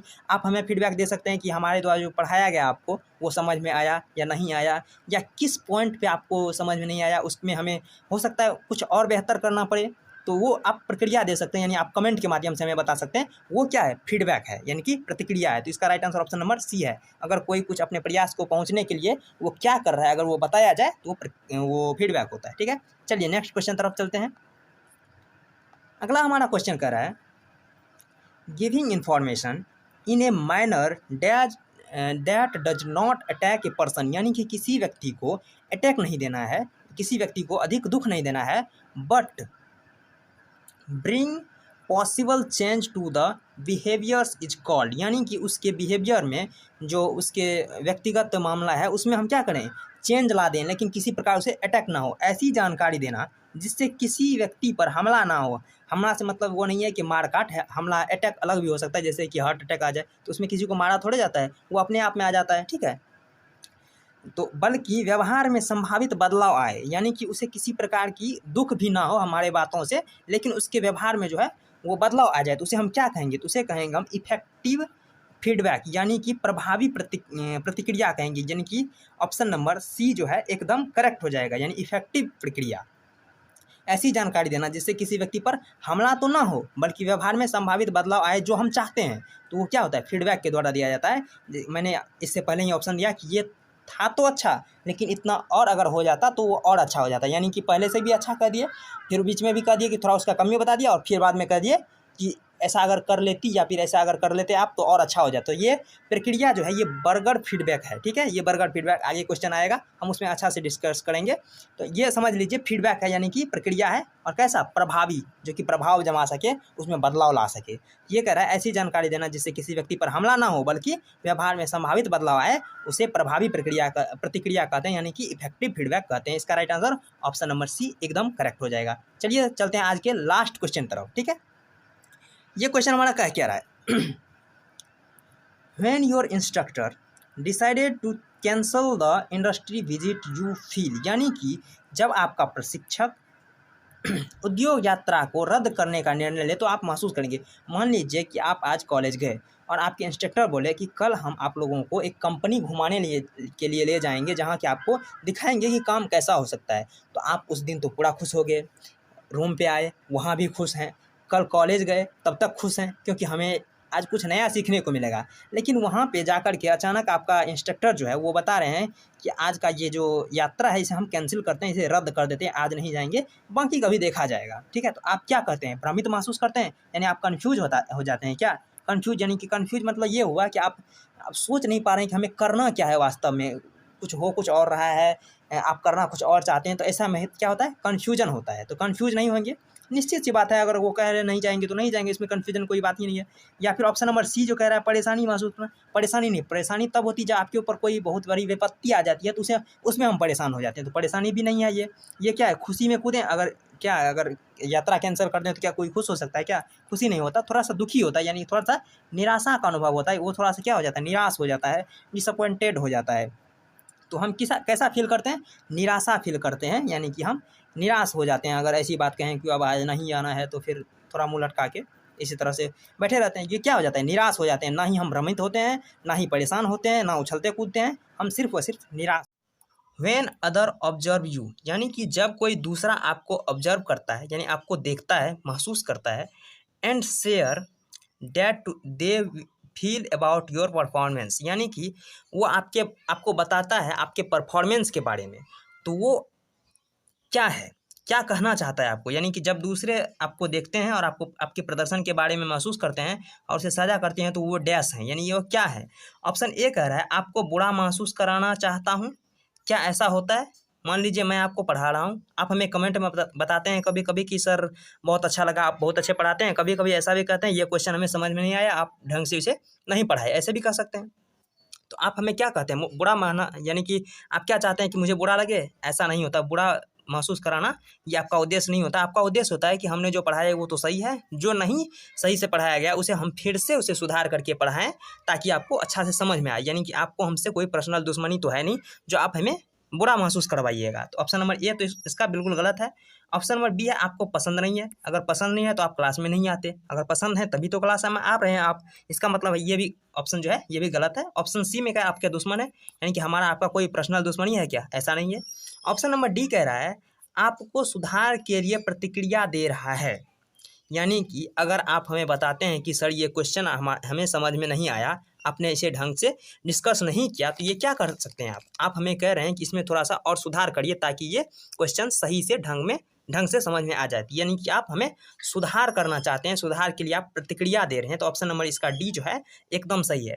और आप लोग देखिए फीडबैक वाला जितना भी क्वेश्चन आएगा, ये जो फीडबैक जिसमें रहेगा यानी कि प्रदर्शन के बारे में बताने वाला, तो इसमें हमेशा से या तो आप एक टीचर और स्टूडेंट के बीच रिश्ता को मान के चलिएगा, या फिर किसी फैक्ट्री में काम करने वाले कोई जो वर्कर है और जो वहाँ की सुपरवाइजर है उन दोनों को रिलेट करके चलिएगा, तो आपका क्वेश्चन जो है एक बार भी गलती नहीं होगा और ढंग से आप समझ भी पाएंगे। यानी कि अगर आप कह सकते हैं किसी टीचर और स्टूडेंट के बारे में, तो किसी भी टीचर का किसी भी स्टूडेंट से कोई पर्सनल अपनी जातीय मामले में कोई भी दुश्मनी होता नहीं है, ठीक है। यानी कि अगर स्टूडेंट टीचर को बताए कि ये गलत है तो इसका मतलब ये है कि वो साबित करना चाहता है कि आप सही से ढंग से पढ़ाइए ताकि और आप अच्छा बेहतर परफॉर्मेंस दे सकते हैं। और अगर टीचर कहे स्टूडेंट को कि तुमने नहीं पढ़ा है तुम फेल कर जाओगे, इसका मतलब ये नहीं है कि वो उसे गिरा देना चाहता है, वो उसे डिमोटिवेट करना चाहता है, वो बताना चाहता है कि तुम ऐसा अगर नहीं करोगे तो ये हो जाएगा, इसका मतलब है तुम ये करो ताकि तुम पास हो जाए, यानी कि वो उसे संभालना चाहता है। तो इसे जब भी इस तरह के फीडबैक वाला क्वेश्चन होगा उसे या तो एक टीचर या स्टूडेंट के बीच या फिर किसी वर्कर या फिर सुपरवाइजर के बीच में आप इसे रख करके करिएगा, तो आपका क्वेश्चन बिल्कुल सही होगा। चलिए नेक्स्ट क्वेश्चन तरफ चलते हैं। अगला हमारा क्वेश्चन कर रहा है an employees gets feedback from supervisor HR और अदर कॉलेजियस टू, यानी कि जब एक एम्प्लॉय यानी कि वर्कर सुपरवाइजर और HR जो होता है वो ह्यूमन रिसोर्सेज वाला यानी कि आपका मैनेजर एक तरह से कह सकते हैं, वो जो है एक कर्मचारी को पर्यवेक्षक मानव संसाधन और अन्य सहयोगियों से प्रतिक्रिया मिलती है तो वो डैश है, यानी वो क्या है, वो सुधार करने, ऑप्शन नंबर ए ही सही है, यानी कि वो क्या चाहता है, आपको सुधार करने के लिए वो चाहता है। सहयोगियों से प्रतिक्रिया मिलती है तो वह सुधार है, यानी कि वो सुधार करने के लिए आपको चाह रहा है। बुरा लगाना जरूरी नहीं है कि वो आपको बुरा लगाने के लिए नहीं कहेगा कि ये तुम गलत कर रहे हो, तो बुरा लगाने वाला बात नहीं है। मैंने पहले ही बता दिया कि किसी का किसी से पर्सनल दुश्मनी नहीं है, ठीक है। काम के वक्त जो काम हो रहा है उसमें बताता है कि तुमने सही किया या गलत किया, ठीक है। और इसीलिए मैंने कहा कि एक टीचर एक स्टूडेंट या फिर किसी वर्कर या फिर सुपरवाइजर को साथ लेकर के काम करो। यहाँ पे देख सकते हो सुपरवाइजर और वर्कर दिया गया है। तो बुरा लगाना उसका कोई उद्देश्य नहीं है और अपमानित करना भी कोई उद्देश्य नहीं है और असहज महसूस करना भी कोई उद्देश्य है नहीं। उसका उद्देश्य है कि आप सुधार कर पाएँ, इसीलिए वो आपको बताता है, आपकी कमी को बताता है। इसका right answer option number A हो जाएगा। चलिए नेक्स्ट क्वेश्चन क्या कहता है, नेक्स्ट कहता है negative feedback is usually given, यानी कि जब नकारात्मक प्रतिक्रिया दी जाती है, यानी कि नकारात्मक प्रतिक्रिया आमतौर पर दी जाती है, तो ध्यान रखिए अगर सकारात्मक प्रतिक्रिया किसी को देना हो, ध्यान से सुनिए, अगर सकारात्मक प्रतिक्रिया किसी को देना हो तो हम सीधे कह देते हैं कि आपने अच्छा किया, आपने बहुत अच्छा किया, आपने उससे भी अच्छा किया। लेकिन अगर नेगेटिव प्रतिक्रिया देना हो तो वहाँ पे हम सीधे नहीं कहते कि तुमने गलत किया, तुमसे ये नहीं हो सकता, ऐसा नहीं कहते। हम उसमें एक तरह से रचना करके उसमें कुछ ऐसा शब्द जोड़ देते हैं कि ताकि सामने वालों को अधिक बुरा ना लगे, ताकि वो काम ही छोड़ दे और उसमें सुधार भी हो जाए जो हम चाहते हैं। तो उसमें क्या कहते हैं, हम एक कंस्ट्रक्टिव फीडबैक देते हैं, यानी कि एक रचनात्मक फीडबैक देते हैं, ताकि वो हतोत्साहित ना हो, रिसीवर को चोट ना पहुंचाए, यानी कि जिसे बता रहे हैं उसको चोट ना पहुंचे, उसका मनोबल ना गिरे, ताकि उसमें एक रचनात्मक यानी कि सुधार हो जाए। हम उसे प्रतिक्रिया जो देते हैं, नकारात्मक प्रतिक्रिया हमेशा रचनात्मक दिया जाता है, यानी कि रचनात्मक इस तरह से कह सकते हैं, जैसे कि आप हमें प्रतिक्रिया क्या देंगे कि सर आप पढ़ा रहे हैं वो तो बहुत अच्छा है, लेकिन इस क्वेश्चन में डाउट रह गया, इसे अगर थोड़ा और सॉल्व कर देते ढंग से तो समझ में आ जाता। तो ये क्या हुआ, ये नकारात्मक प्रतिक्रिया है। क्यों? क्योंकि एक क्वेश्चन समझ में नहीं आया, यानी कि ये नेगेटिव फीडबैक है। लेकिन फिर क्या कर रहे हैं आप, और जो पढ़ाते हैं वो सही है, इसका मतलब क्या है, हमें तो सही भी है और गलत भी है, दोनों एक साथ अगर बता दीजिए, एक साथ रचना करके बता दिए तो हमें बुरा भी नहीं लगा और हम अपने काम को सुधार भी कर लिए। यानी कि नकारात्मक प्रतिक्रिया हमेशा रचनात्मक दिया जाता है, कंस्ट्रक्टिव दिया जाता है। तो उसका right answer option number A हो जाएगा। चलिए नेक्स्ट हमारा क्वेश्चन कर रहा है, to improve your listening skill and become a better communicator you need to dash. यानी कि अगर आपको एक बहुत ही अच्छा वक्ता बनना है, आपको कम्युनिकेटर बनना है, तो उसमें आपको सुधार करना है किस चीज़ को, लिसनिंग स्किल को, यानी सुनने की कला को। अब आपको कुछ अटपटा लग रहा होगा कि ये सुनने की भी कोई कला होती है क्या? बिल्कुल होती है, सुनने की एक कला होती है। ताकि मान लीजिए आप किसी से बात कर रहे हैं, अगर आप उसका ध्यान से उसके बातों को सुनेंगे नहीं और आधे में ही अधूरे वो बोल रहा है कुछ, आप कुछ समझ रहे हैं, उसके बीच में ही आप टपक से बोल दिए कुछ भी, यानी कि वो सुनेंगे नहीं सही से, तो उसका कहने का मतलब आपके दिमाग में नहीं आएगा और आप कुछ भी अंट-संट उसका उत्तर दे देंगे। तो इसलिए सबसे पहले ज़रूरी है कि उसकी बात को सुनिए ध्यान से, हो सके तो 2 मिनट मौन हो, 2 मिनट नहीं 2-4 सेकंड आप चुप रहिए, फिर अपने सोच करके उसे जवाब दीजिए, ताकि उसे हर्ट ना हो, किसी प्रकार की आप कोई गलत बात ना कह दें। इसलिए सबसे पहले लिसनिंग स्किल बहुत ही ज़रूरी है एक वक्ता के लिए, एक बोलने वाले के लिए। सबसे पहले उसे सुनने के लिए आना चाहिए, ठीक है? तो ये कह रहा है, सुनने के लिए कौशल में सुधार करने और एक बेहतर संचारक बनने के लिए आपको किस चीज़ की आवश्यकता है? यानी कि सक्रिय रूप से सुनना शुरू करें, यही इसका राइट आंसर ऑप्शन नंबर ए, यानी कि स्टार्ट लिसनिंग एक्टिवली, यानी कि सक्रिय रूप से सुनना प्रारंभ करें।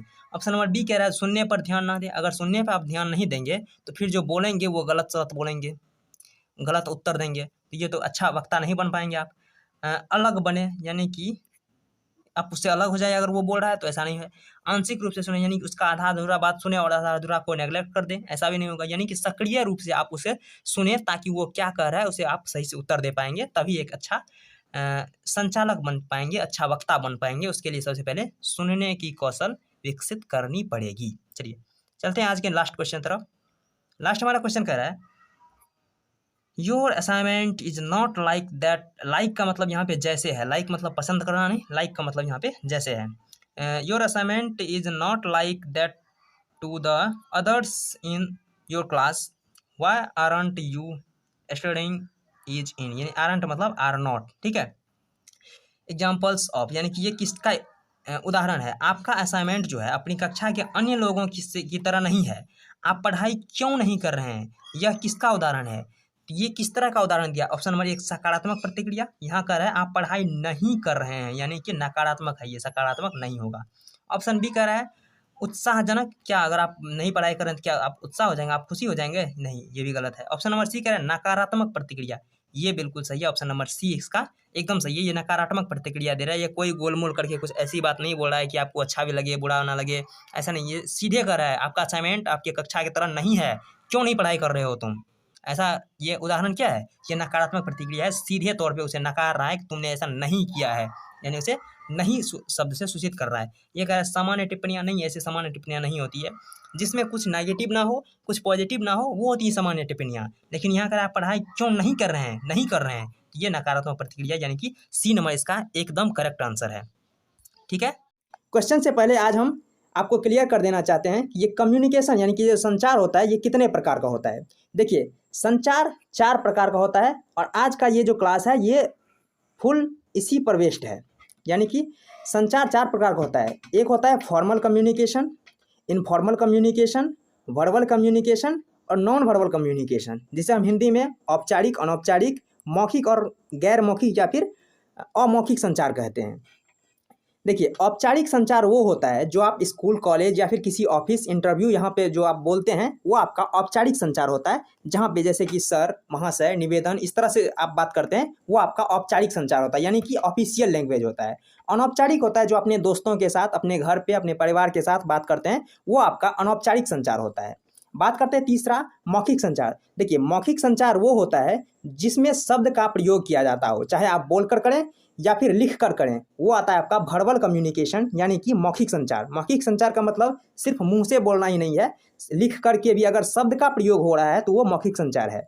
और गैर मौखिक संचार का मतलब होता है जिसमें शब्द का प्रयोग ना हो, जैसे कि मान लीजिए आप कहीं आंख दबा करके उसको बता रहे हैं, या फिर आप देखते होंगे किसी भी बस का जो ड्राइवर होता है या फिर उसके जो सहयोगी होते हैं वो हाथ बढ़ा करके या कुछ इस तरह से बताते हैं ताकि समझ में आ जाए। यानी कि शब्द का प्रयोग किए बिना, चाहे बिना लिखे और बिना बोले, अगर हाथ पैर शरीर के कुछ ही अंग को किसी तरह से मूव करवा करके अगर आप बात कर रहे हैं तो वो आपका गैर मौखिक यानी कि नॉन वर्बल कम्युनिकेशन होता है। और यही चार जो कम्युनिकेशन का प्रकार है, इसी पे आधारित आज का पूरा क्लास है। तो फटाफट से इसको याद कर लीजिए या फिर नोट कर लीजिए कॉपी में, ठीक है। चलिए चलते हैं आज के क्वेश्चन की तरफ।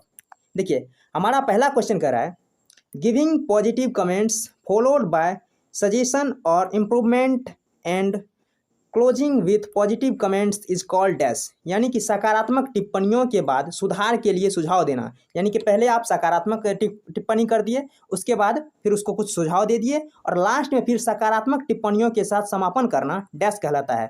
मान लीजिए जैसे कि हम कहते हैं कमेंट करिए, तो कमेंट में आप क्या करते हैं, तो इस तरह से भी कई कमेंट करते होंगे कि यानी कि पहले कहते हैं कि आपका क्लास बहुत ही अच्छा है, फिर कहते हैं कि आप थोड़ा स्पीड बोल रहे हैं तो उसको थोड़ा स्लो कर लीजिए, और फिर कहते हैं अगर ऐसा कर लेते हैं तो ये बहुत अच्छा हो जाएगा। यानी कि पहले भी अच्छा बोले, लास्ट में भी अच्छा बोले और शुरू में कुछ सजेशन दिए, कुछ सुझाव दिए ताकि ये कर लीजिए तो और अच्छा हो जाएगा। यानी कि ये ऑप्शन नंबर सी में जो है इससे बिल्कुल मैच करता है, यानी कि बर्गर फीडबैक। जैसे कि बर्गर में सबसे ऊपर में होता है, क्या होता है, वो रोटी होता है, नीचे में भी रोटी होता है और बीच में जो वो मसाला वसाला देता है वो होता है। तो यानी कि ऊपर में जो है वही नीचे में है और बीच में कुछ इन दोनों से भिन्न है। यानी पहले भी आप सकारात्मक बात बोले, बाद में भी सकारात्मक बात बोले, लेकिन बीच में सुझाव देने के लिए कुछ नेगेटिव बात भी बोली, यानी कि नकारात्मक बात भी बोले, तो ये हमारा होता है बर्गर फीडबैक, जो कि ऑप्शन नंबर सी में दिख रहा है, ठीक है। और कमेंट करके बताइएगा किसको किसको बर्गर पसंद है, मुझे तो बिल्कुल पसंद नहीं है, ठीक है। चलिए नेक्स्ट क्वेश्चन हमारा कहता है, व्हेन योर प्रोवाइड, यहाँ पे योर नहीं यू होगा, आर नहीं होगा, ठीक है, क्योंकि आज जो है टाइपिंग मैंने खुद से नहीं किया, इस वजह से इसमें थोड़ा सा अशुद्धि है, ठीक है। When you provide feedback it the listener that you are providing dash. यानी कि जब आप फीडबैक प्रदान करते हैं, फीडबैक वही होता है जो यानी कि आप किसी भी बात को उसको जो सजेशन देते हैं, यानी कि आपने जैसे कि क्लास किया, उसके बाद कहते हैं क्लास अच्छा लगा या नहीं अच्छा लगा, या जो भी आप वहाँ बताते हैं उसके बाद वो होता है हमारा फीडबैक, यानी कि प्रतिक्रिया होता है। तो जब आप फीडबैक प्रदान करते हैं तो श्रोताओं को बताएं कि आप प्रदान कर रहे हैं डैश, यानी आप इसको क्या प्रदान कर रहे हैं, तो आप उसे सुझाव के लिए रचनात्मक प्रतिक्रिया दे रहे हैं। यानी कि इसका जो 147 का है वो सी एकदम करेक्ट आंसर हो जाएगा। यानी कि आप क्या किए, उसका क्लास किए, मान लीजिए अभी हम कह रहे हैं कि आप क्लास के बाद आप हमें कमेंट करके बताइए कि हम जो पढ़ाए आपको कैसा लगा, या कुछ इसमें अगर कोई कमी रहेगी तो उसके लिए भी बताइए ताकि हम उसके सुधार करने की कोशिश करेंगे। तो आप क्या करें, यानी कि सुधार के लिए हमें रचनात्मक प्रतिक्रिया दे रहे हैं, यानी कि इस तरह से करिए तो अच्छा होगा। यानी कि श्रोताओं को अगर आप फीडबैक देते हैं तो वो क्या होता है, नकारात्मक तो देते नहीं है, ना ही टिप्पणी करते हैं किसी प्रकार की, ना है और सुझाव नहीं, सुझाव सुचारू, यानी कि सुझाव जो देते हैं वो रचनात्मक देते हैं, ठीक है। यहाँ पे सुझाव होगा, यहाँ पे बोले ना, आज का जो है थोड़ा सा टाइपिंग बहुत ही अलग लेवल का है, ठीक है। इसका सी एकदम करेक्ट आंसर हो जाएगा 147 का। चलिए नेक्स्ट क्वेश्चन कर रहा है, सेल्फ रिफ्लेक्शन इज द, यहाँ प्रोसेस होगा, प्रोसेस लिखा है, प्रोसेस ऑफ डैश, यानी कि आत्म प्रतिबिंब डैश की प्रक्रिया है। यानी आत्म प्रतिबिंब में क्या हो, यानी कि खुद को देखना। आप यानी कि आईने के सामने जाकर के देखते हैं, यानी क्या देखते हैं, आप खुद को देखते हैं, यानी आत्म प्रतिबिंब देखते हैं। तो आत्म प्रतिबिंब देखना, ये जो है ऑप्शन नंबर ए जो टिप्पणी है, ये टिप्पणी नहीं करते हैं।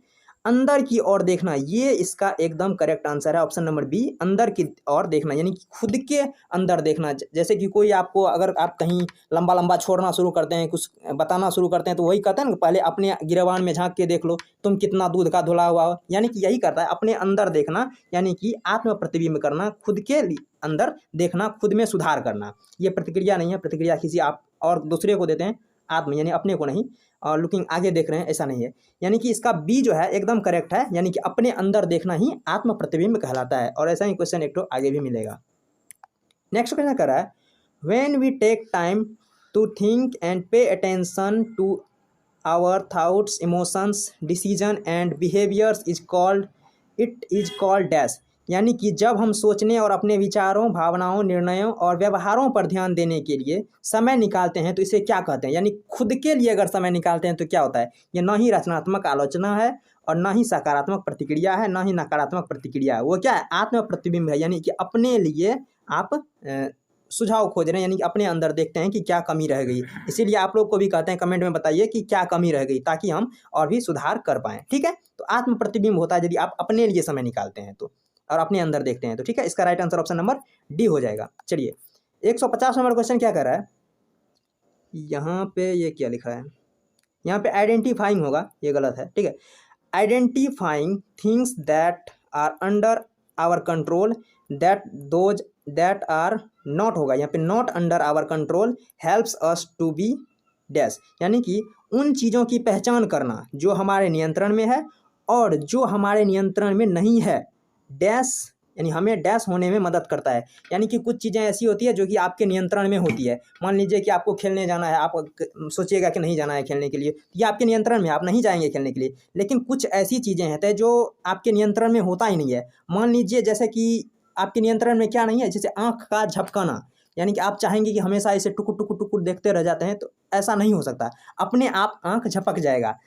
हृदय का धड़कन आप नहीं आप अगर चाहें भी रोकने के लिए तो वो नहीं रुकेगा आपकी मृत्यु से पहले। ठीक है, तो हृदय का जो धड़कन है वो नहीं रुकने वाला है, क्योंकि वो आपके कंट्रोल में नहीं है। आपके कंट्रोल में है सांस बंद करना, नाक बंद कर लीजिए थोड़ा देर के लिए, सांस बंद हो जाएगा, लेकिन हाँ परमानेंटली नहीं, थोड़ा देर के लिए ही। ठीक है, तो यही पहचान करना कि कौन हमारे नियंत्रण में है, कौन हमारे नियंत्रण में नहीं है, उसके लिए क्या कहते हैं, ये मोर सेल्फ अवेयरनेस, यानी अधिक आत्म जागरूक, शांतिपूर्ण, कोई भी नहीं या निराश। तो 150 का जो है आंसर ए हो जाएगा, यानी कि अधिक आत्म जागरूक, यानी खुद के लिए जागरूक होना, यानी कि अपने अंदर, यानी कि क्या नियंत्रण में है, क्या नियंत्रण में नहीं है, उसके लिए क्या करते हैं, अध्ययन करते हैं। किसके ऊपर, खुद के ऊपर करते हैं, क्योंकि खुद के नियंत्रण में रहेगा तभी तो हम खुद के ऊपर जांच करेंगे। यानी कि आत्म जागरूक होना, ये ऑप्शन नंबर ए इसका एकदम करेक्ट है। ठीक है, चलिए नेक्स्ट हमारा कह रहा है ऑफिशियल कन्वर्सेशन, यहाँ पे फिर भी के डब्ल्यू दे दिया गया है। Official conversation are part of dash, यानी कि आधिकारिक बातचीत डैश का हिस्सा है। मैंने पहले ही बताया आपको, वो जो कम्युनिकेशन 4 प्रकार का होता है, एक तो formal, informal, verbal, non verbal. तो आधिकारिक बातचीत क्या होता है, जैसे कि आप ऑफिस में बात करते हैं, किसी टीचर से बात करते हैं, किसी इंटरव्यू में बात करते हैं, तो वो आपका औपचारिक होता है, वो आपका फॉर्मल होता है। ऑप्शन नंबर बी में दिख रहा है फॉर्मल कम्युनिकेशन, तो इसका 151 का बी एकदम करेक्ट आंसर है। चलिए नेक्स्ट क्वेश्चन की तरफ हम चलते हैं।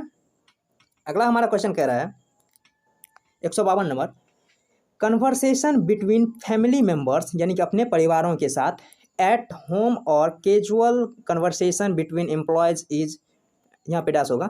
देखिए जैसे कि आप अपने परिवार के साथ बातचीत करते हैं, यहाँ पर लिखा है घर परिवार के सदस्यों के बीच बातचीत या कर्मचारियों की आकस्मिक बातचीत डैश कहलाता है। यानी कि अपने घर परिवार में अपने दोस्तों, यानी कि अपने माता पिता, भाई बहन जो भी हैं आपके परिवार में, उससे अगर आप बातचीत करते हैं, या फिर आप कहीं जा रहे हैं, यानी कि मान लीजिए आप कहीं ऑफिस में नहीं जा रहे हैं, किसी फैक्ट्री में नहीं जा रहे हैं, वैसे आप कहीं काम से जा रहे हैं, बीच में मिल गया आपका, हो सकता है सुपरवाइजर हो या फिर आपका कोई कर्मचारी हो, कोई काम करने वाला हो, आपसे अगर मिल जाए तो वहाँ आप किस तरह से बातचीत करेंगे, तो वो आपका इनफॉर्मल होता है, यानी कि औपचारिक नहीं होता, वो अनौपचारिक होता है। तो जो कि ऑप्शन नंबर डी में दिख रहा है, इनफॉर्मल कम्युनिकेशन यानी अनौपचारिक। घर में तो आप औपचारिक नहीं कहते कि आदरणीय पिताजी ये करिए वो करिए, इस तरह से तो बात नहीं करते हैं, आप सिंपल अनौपचारिक रूप से बात करते हैं।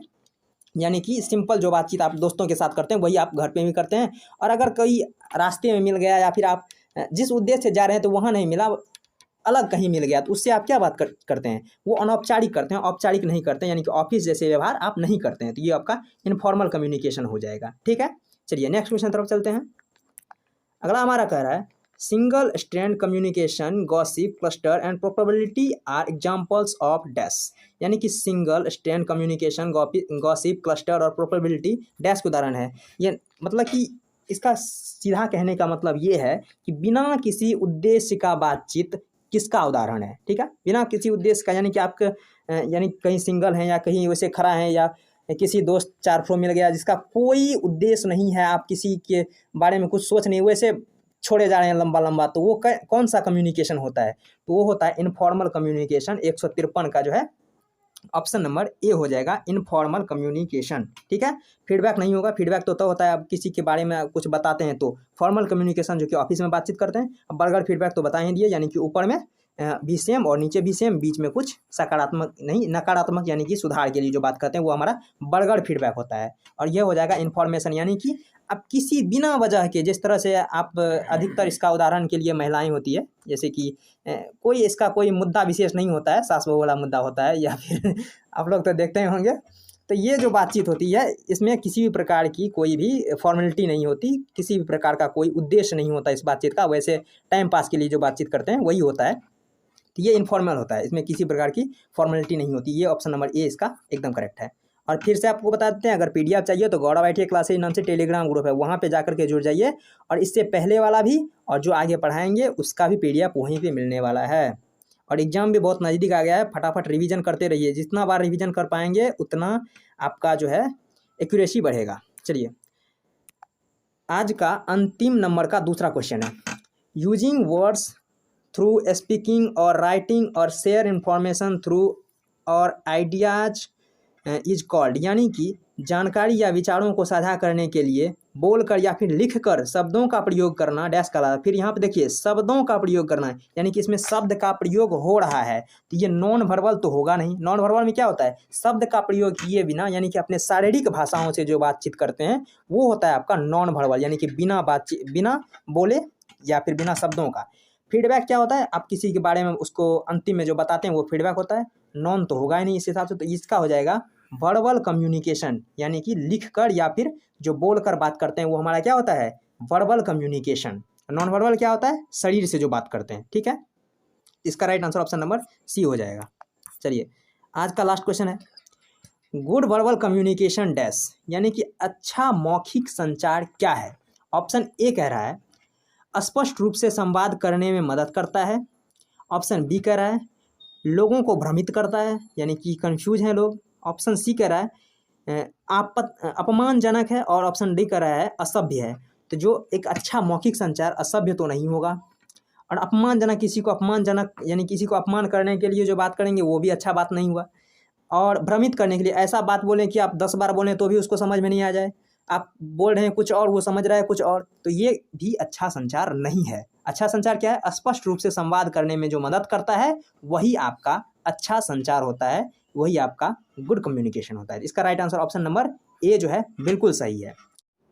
देखिए पहला क्वेश्चन कह रहा है when we write letters, email, message etc we are using, ये क्वेश्चन इससे पहले भी आया हुआ है, यानी कि ये क्वेश्चन काफ़ी इंपॉर्टेंट है, इसलिए ये दोहरा गया है। ठीक है, जब आप पत्र, ईमेल, संदेश आदि लिखते हैं तो हम डैश का उपयोग करते हैं। लिखते हैं किसका प्रयोग करेंगे, हम वर्बल कम्युनिकेशन का प्रयोग करेंगे, जो कि ऑप्शन नंबर बी में दिख रहा है। क्या हो जाएगा, 156 का बी हो जाएगा, क्योंकि यहाँ पे वर्ड का प्रयोग करना है, लिखने में हमें वर्ड का प्रयोग करते हैं, किसी को बोलने में भी वर्ड का प्रयोग करते हैं, इसलिए verbal communication option number B होगा। चलिए नेक्स्ट क्वेश्चन क्या कर रहा है, नेक्स्ट कह रहा है कम्युनिकेटिंग विदाउट वर्ड्स, यानी कि बिना शब्द के बोले, यूजिंग ओनली गेस्चर्स। यहाँ देखिए यहाँ पे वर्ड दिया गया, यहाँ पे ये नहीं दिया गया कि मुंह से बोले, ये कह रहा है बिना वर्ड का प्रयोग किए बॉडी लैंग्वेज से, फेशियल एक्सप्रेशन से जो आपको समझाना है वो क्या होता है, इशारों, हाव भाव, चेहरे का भाव का उपयोग करके बिना शब्द के संचार करना क्या कहलाता है, वो होता है आपका नॉन वर्बल, यानी कि जिसमें शब्द का प्रयोग ना हो वो होता है आपका नॉन वर्बल, यानी कि ऑप्शन नंबर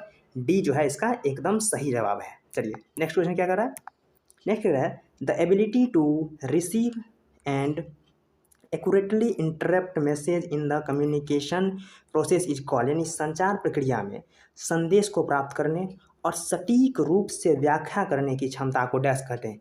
संदेश को किस तरह प्राप्त करिएगा, आप अगर ढंग से अगर सुनते हैं तो उसे आप सही से यानी कि आप प्राप्त कर सकते हैं और फिर उसको व्याख्या कर सकते हैं। अगर पहले सबसे पहला काम होता है आपको सुनना, यानी कि लिसनिंग एक स्किल है, एक कौशल है सुनने की। आप कहेंगे ये कैसा हो गया, लिसनिंग कैसे कौशल हो सकता है, होगा।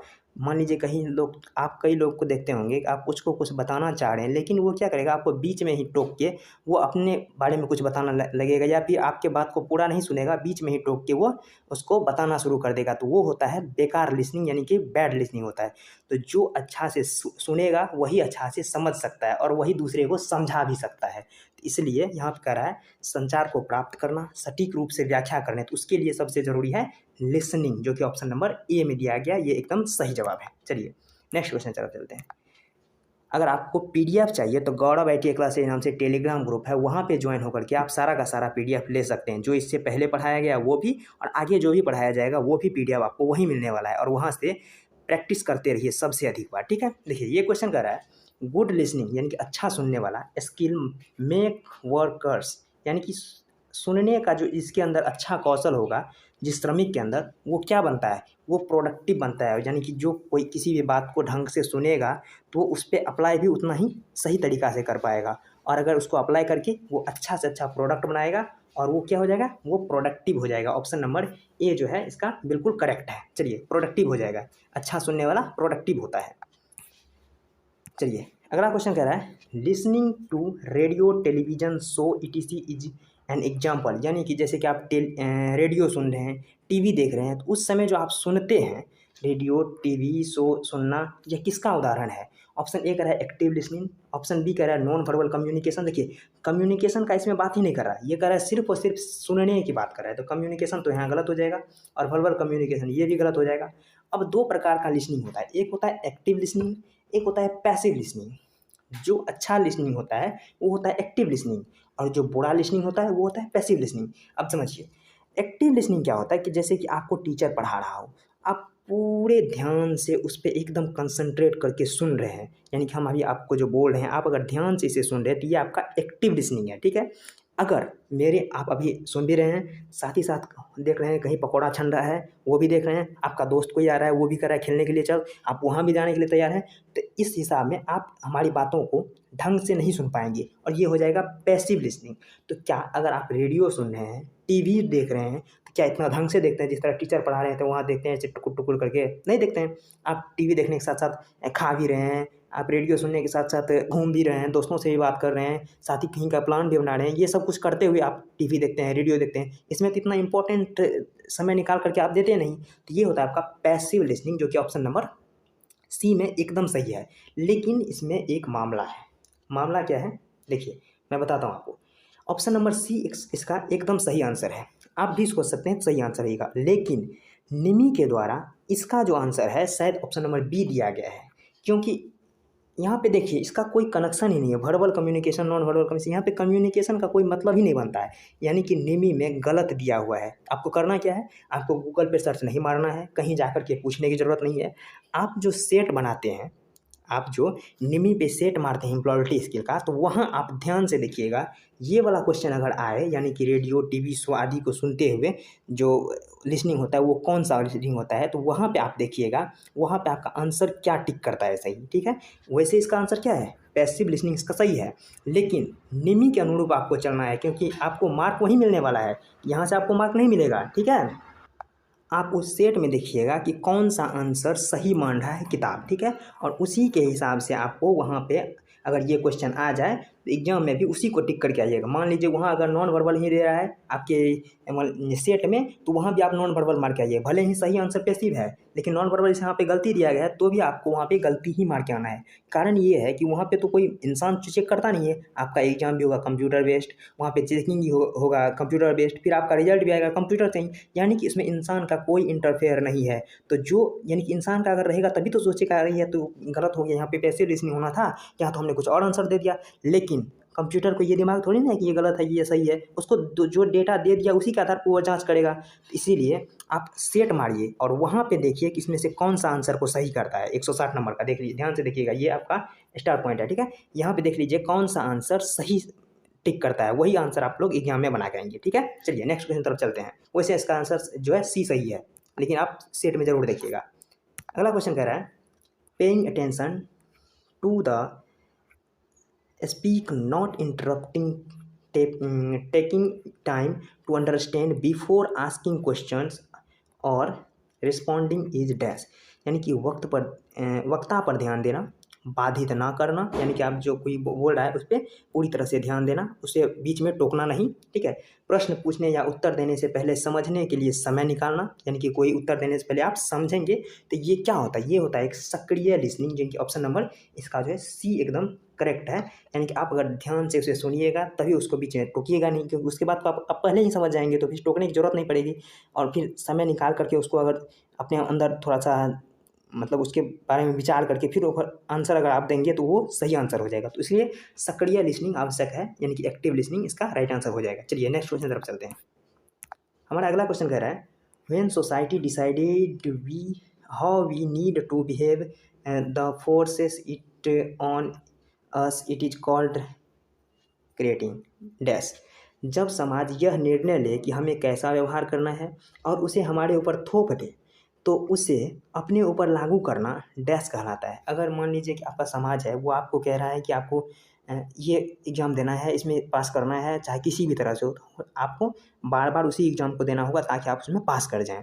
तो ये क्या है, ये इस तरह का एक रूढ़िवादी है। यहाँ पे दे रहा है यदि आपके ऊपर समाज किसी भी निर्णय को थोप दे, आपको कहे कि ये तुम्हें ऐसा व्यवहार करना है, तुम्हें ये करना है, वो पहनना है, ये यहाँ जाना है, वहाँ जाना है, यानी कि सब कुछ अगर समाज आपके ऊपर जो डिसाइड करता है वो क्या होता है, ये मुक्त समाज नहीं होता, और न ही समानता होती है, न ही प्रवर्तक होता है। ये होता है आपका जेंडर स्टेरियोटाइप्स, यानी कि लिंग संबंधी रूढ़िवादी होती है।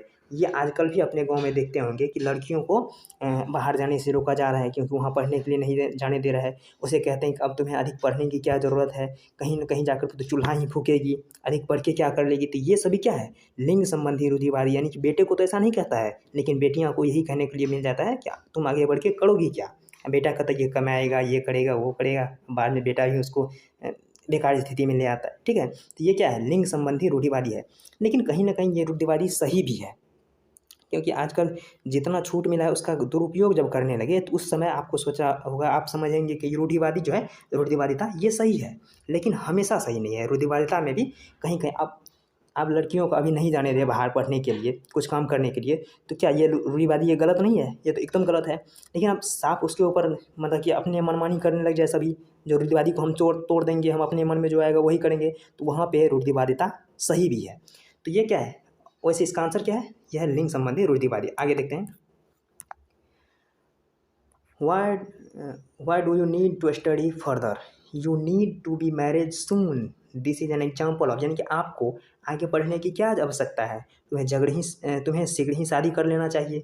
यह किसका उदाहरण है, क्या यह है लड़कियों के लिए लैंगिक रूढ़ियाँ। ये ऑप्शन नंबर ए ही इसका बिल्कुल सही है। क्या लड़की के लिए ये रूढ़िवादी है, क्या तुम्हें जल्दी शादी करनी नहीं चाहिए, पढ़नी नहीं चाहिए, ये लड़कों के लिए है, नहीं है। ना ही ये समानता है और न लड़कियों के लिए उचित सौदा है। ये क्या है, ये लड़कियों के लिए लैंगिक रूढ़िवादी है। इसका आंसर क्या हो जाएगा, ऑप्शन नंबर ए हो जाएगा। चलिए नेक्स्ट क्या कहते हैं, next in important document to carry when attending an interview, यानी कि साक्षात्कार में भाग लेने के लिए महत्वपूर्ण दस्तावेज क्या है जो आप लेकर के चलते हैं।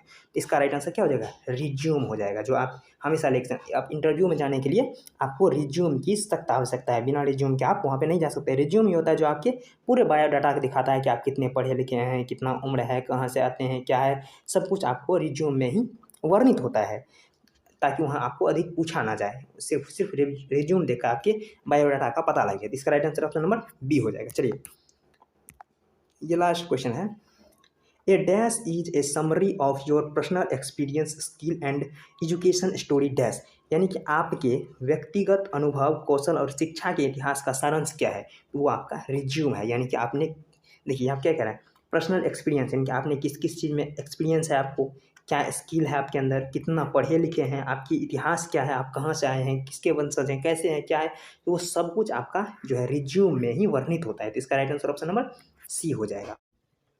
The crucial step that all face will starting their career is, यानी कि अपना कैरियर शुरू करते समय सभी को सामना करने वाला महत्वपूर्ण कदम क्या है। तो क्या अपना अगर करियर शुरू करते हैं तो क्या खुशी का अनुभव होता है? ऐसा नहीं है। ना ही दौड़ा पड़ जाते हैं यानी कि टूर पे, और ना ही हम आराम करते हैं। ये क्या करते हैं, एक साक्षात्कार होता है, एक इंटरव्यू होता है जो सबको फेस करना होता है अपना करियर शुरू करने से पहले, यानी कि कहीं भी जॉब लेने के लिए। इसका आंसर क्या हो जाएगा? बी एकदम करेक्ट हो जाएगा। चलिए नेक्स्ट क्वेश्चन तरफ चलते हैं।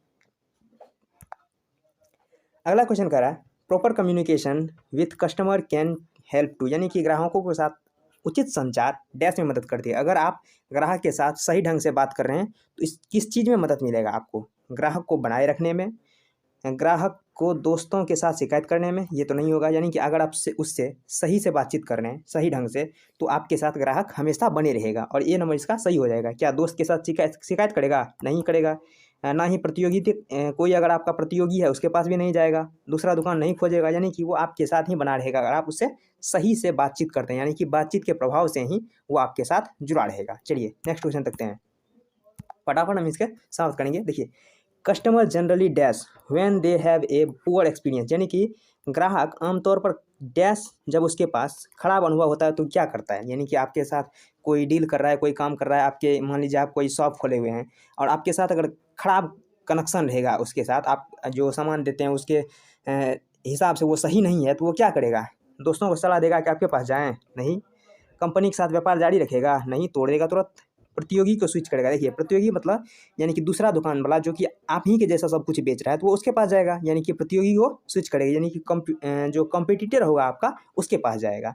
और कंपनी का सौदा ये भी नहीं। ऑप्शन नंबर सी एकदम करेक्ट है। चलिए नेक्स्ट क्वेश्चन तरफ चलते हैं। अगला कह रहा है an employee come late to the office every day he is not dash, यानी कि एक कर्मचारी है जो कि प्रतिदिन अपने कार्यालय में लेट से आता है, तो वो क्या नहीं है? यहाँ पे क्या है वो नहीं पूछ रहा है, क्या नहीं है, तो ये हो जाएगा पंक्चुअल, यानी कि समयनिष्ठ नहीं है, वो समय पे कभी नहीं आता, यानी कि वो समयनिष्ठ नहीं है। तो इसका राइट आंसर क्या हो जाएगा? ऑप्शन नंबर बी एकदम करेक्ट हो जाएगा। ठीक है, चलिए नेक्स्ट क्वेश्चन चलते हैं। और ये क्वेश्चन थोड़ा नया है तो इसको ढंग से याद कर लीजिएगा। पंक्चुअल होता है इंग्लिश में, और हिंदी में तो समयनिष्ठ आप आराम से कर सकते हैं, यानी समय पे नहीं पहुंचेगा तो समयनिष्ठ हो जाएगा। ठीक है, तो इंग्लिश में लेकिन इसका पंक्चुअल होता है। चलिए नेक्स्ट क्वेश्चन तरफ चलते हैं। अगला हमारा कह रहा है when we speak to people in our work place, यानी कि जब अपने वर्क प्लेस यानी कि अपने कार्यालय में बातचीत करते हैं लोगों से, people in authority you need to, यानी कि जब हम अपने कार्यस्थल में या अपने अधिकार में, अधिकार से मतलब है मान लीजिए आप अपना कोई संस्था खोले हुए हैं, मान लीजिए आपका कोई कोचिंग संस्थान है या फिर आप कोई कंपनी खोले हुए हैं, तो वहाँ पे जो आप अपने एम्प्लॉयज़ से या फिर जो आपसे सामान खरीदने आएगा उनसे किस तरह से बात करिएगा? तो ऑप्शन नंबर ए कह रहा है कठोर और बेपरवाह होकर बोलना चाहिए, ये बिल्कुल गलत है। ऑप्शन बी कह रहा है ध्यान से बोलें और अपने शब्दों में सम्मान दिखाएं, ये एकदम करेक्ट है। ये जो बी नंबर है एकदम करेक्ट है, यानी कि उसे प्यार से बोलना चाहिए और उसके साथ सम्मान देना चाहिए उसे, ताकि वो आपके बातों से प्रभावित रहे और आपसे हमेशा संबंध बनाए रखें। सी कह रहा है बातों ध्यान से बोलें और अभद्र भाषा का प्रयोग करें, नहीं, अभद्र भाषा का प्रयोग आप नहीं कर सकते। और कठोर और हिंसक हो, ये भी नहीं है। यानी कि ऑप्शन नंबर बी कह रहा है ध्यान से बोलें और शब्दों में उसके प्रति सम्मान दिखाएं, तो ये इसका बी एकदम करेक्ट है। चलिए next question, the electronic form of formal written communication that can be send through the internet to many people cross the world is called as, यानी कि औपचारिक, यहाँ पे देख एक शब्द दिया गया औपचारिक यानी कि फॉर्मल, ये अगर नहीं दिया होता तो इसका आंसर कुछ और हो सकता है। देखिए औपचारिक और लिखित संचार का इलेक्ट्रॉनिक यानी कि इंटरनेट पे जो आप करते हैं, एक तरह से कह सकते हैं जो दुनिया भर में कई लोगों को इंटरनेट के माध्यम से जोड़ता है, भेजता है, वो क्या हो सकता है? तो ये हो जाता है आपका ईमेल हो जाएगा। ठीक है, टाइपिंग कुछ नहीं है, टाइपिंग यानी कि लिखने के लिए करते हैं, प्रिंटिंग वो मशीन द्वारा हम प्रिंट निकालते हैं कुछ पेज और का, राइटिंग यानी कि लिखना, यानी ये ईमेल है, ईमेल के द्वारा हम कोई भी चीज़ कहीं भी भेज सकते हैं। इसका right answer option number A हो जाएगा। क्या 171 का ऑप्शन नंबर ए हो जाएगा। चलिए नेक्स्ट क्वेश्चन तरफ चलते हैं। अगला क्वेश्चन कह रहा है the most effective way of formal communication, ये शायद एक बार पहले ही आ चुका है, यानी कि ये इंपॉर्टेंट है। औपचारिक संचार का सबसे प्रभावी तरीका क्या है? तो देखिए चैटिंग, यही ये अपने दोस्तों के साथ अपने परिवार वालों के साथ ये चैटिंग करते हैं, यानी कि चैटिंग में अपने कुछ भी एक तरह से कह सकते हैं, रेस्ट्रिक्शन नहीं होता है, कुछ लहजा नहीं होता है, अपने आप में जो बात करते हैं अपनी रिश्ते के साथ एक सर कह सकते हैं उसमें होता है। ट्वीटिंग ये भी नहीं होगा, टाइपिंग नहीं होगा, और ईमेल हो जाएगा। ये ऑप्शन डी जो है एकदम करेक्ट हो जाएगा। जहाँ पे औपचारिक का बात हो वहाँ पे ईमेल ही होगा। ठीक है, तो 172 का क्या हो जाएगा? 172 का डी हो जाएगा। चलिए नेक्स्ट देखते हैं। कह रहा CC in email means dash, यानी सीसी का मतलब क्या होता है, फुल फॉर्म पूछ रहा है। तो सीसी का मतलब होता है कार्बन कॉपी, जो कि ऑप्शन नंबर सी में दिख रहा है, कार्बन कॉपी 173 का सी। ठीक है, आगे देखते हैं। इसमें अधिक समझाने वाली बात क्या है, याद करना होगा। ये जो भी फुल फॉर्म वाला है उसको याद करना ही होगा आप लोग को, और फुल फॉर्म वाला भी 1 से 2 क्वेश्चन आ सकता है। ठीक है, इसलिए होगा तो हम अलग से भी एक वीडियो बना देंगे जिसमें कि सिर्फ और सिर्फ फुल फॉर्म वाला होगा, समय मिले तो। ठीक है, अभी तो याद कर लीजिए, कार्बन कॉपी होता है यानी सीसी मतलब। आगे देखते हैं, आगे कह रहा है BCC in email means dash, यानी कि बीसीसी का मतलब क्या होता है। बीसीसी का फुल फॉर्म पूछ रहा है, तो बीसीसी का हो जाएगा ब्लाइंड कार्बन कॉपी। कहाँ दिख रहा है, ऑप्शन नंबर डी में दिख रहा है, ब्लाइंड कार्बन कॉपी। यानी कि एक तरह से इसे आप हम समझा देते हैं। देखिए, कार्बन कॉपी मान लीजिए आप कोई भी शब्द, मान लीजिए एक कोई कुछ शायरी वायरी बनाए, ठीक है, और उसको चाहते हैं अपने दोस्तों को भेजने के लिए, लेकिन आप चाहते हैं कि ये सभी दोस्त के पास चला जाए, लेकिन उन दोस्तों को पता ना चले कि वो किसको किसको भेजा है। तो आप उसमें ब्लाइंड कार्बन कॉपी का यूज करेंगे, यानी कि एक दूसरे के कार्बन होगा जो ऐसा सेम टू सेम होगा, सब कुछ जाएगा सबके पास, लेकिन एक दूसरे के पास कोई देख नहीं पाएगा। हम तो देखेंगे कि हम इन तीनों को भेजे हैं, लेकिन वो जो एक दोस्त वो नहीं देख पाएगा कि दूसरा दोस्त को भेजा है, वो दोस्त नहीं देख पाएगा तीसरा दोस्त को भेजा है। तो उसके लिए ब्लाइंड कार्बन कॉपी का यूज करते हैं, यानी कि ऑप्शन नंबर डी। जो कि वो जो सीसी था कार्बन कॉपी, इसमें जो आप भेजे तो इन तीनों दोस्तों को, तीन दोस्त को भी पता है कि इसको भी भेजा है, इसको भी भेजा है, इसको भी भेजा है।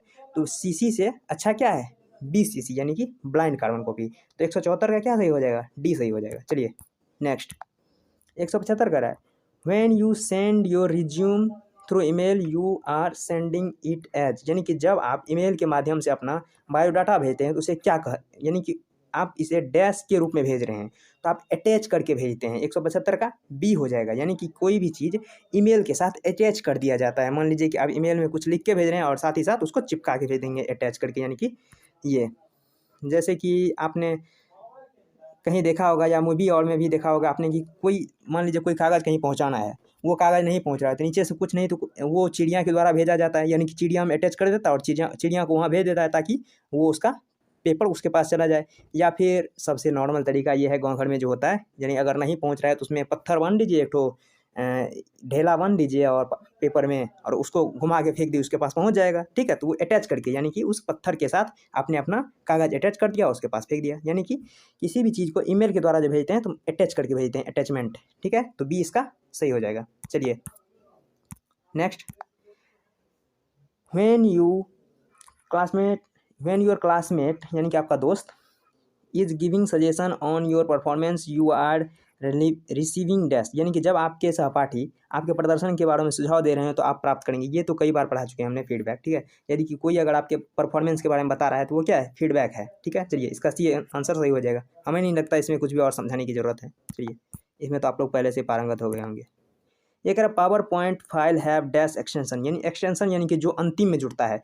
जैसे कि कई आप अगर डॉक्यूमेंट सेव करते होंगे तो वहाँ पे DOC लिखा जाता होगा, कुछ एक्सेल में सेव करते होंगे तो XLS दिखाता होगा, JPG यानी कि कुछ अगर फोटो भेजते होंगे तो वहाँ पे JPG भी लिखाता होगा, और इसी तरह से अगर पावर पॉइंट में भेजते हैं तो वो PPTX दिखाता है। ठीक है, तो इसका राइट आंसर क्या हो जाएगा, PPTX हो जाएगा। पावर पॉइंट का एक्सटेंशन जो होता है वो PPTX होता है, 170 का डी हो जाएगा। अगर डॉक्यूमेंट भेजना हो तो DOC, एक्सेल तो XLS, और JPG यानी कि फोटो भेजना हो तो JPG का फुल फॉर्म क्या होता है, ज्वाइंट फोटोग्राफिक ग्रुप। ठीक है, तो इसका right answer option number D हो जाएगा, PPTX।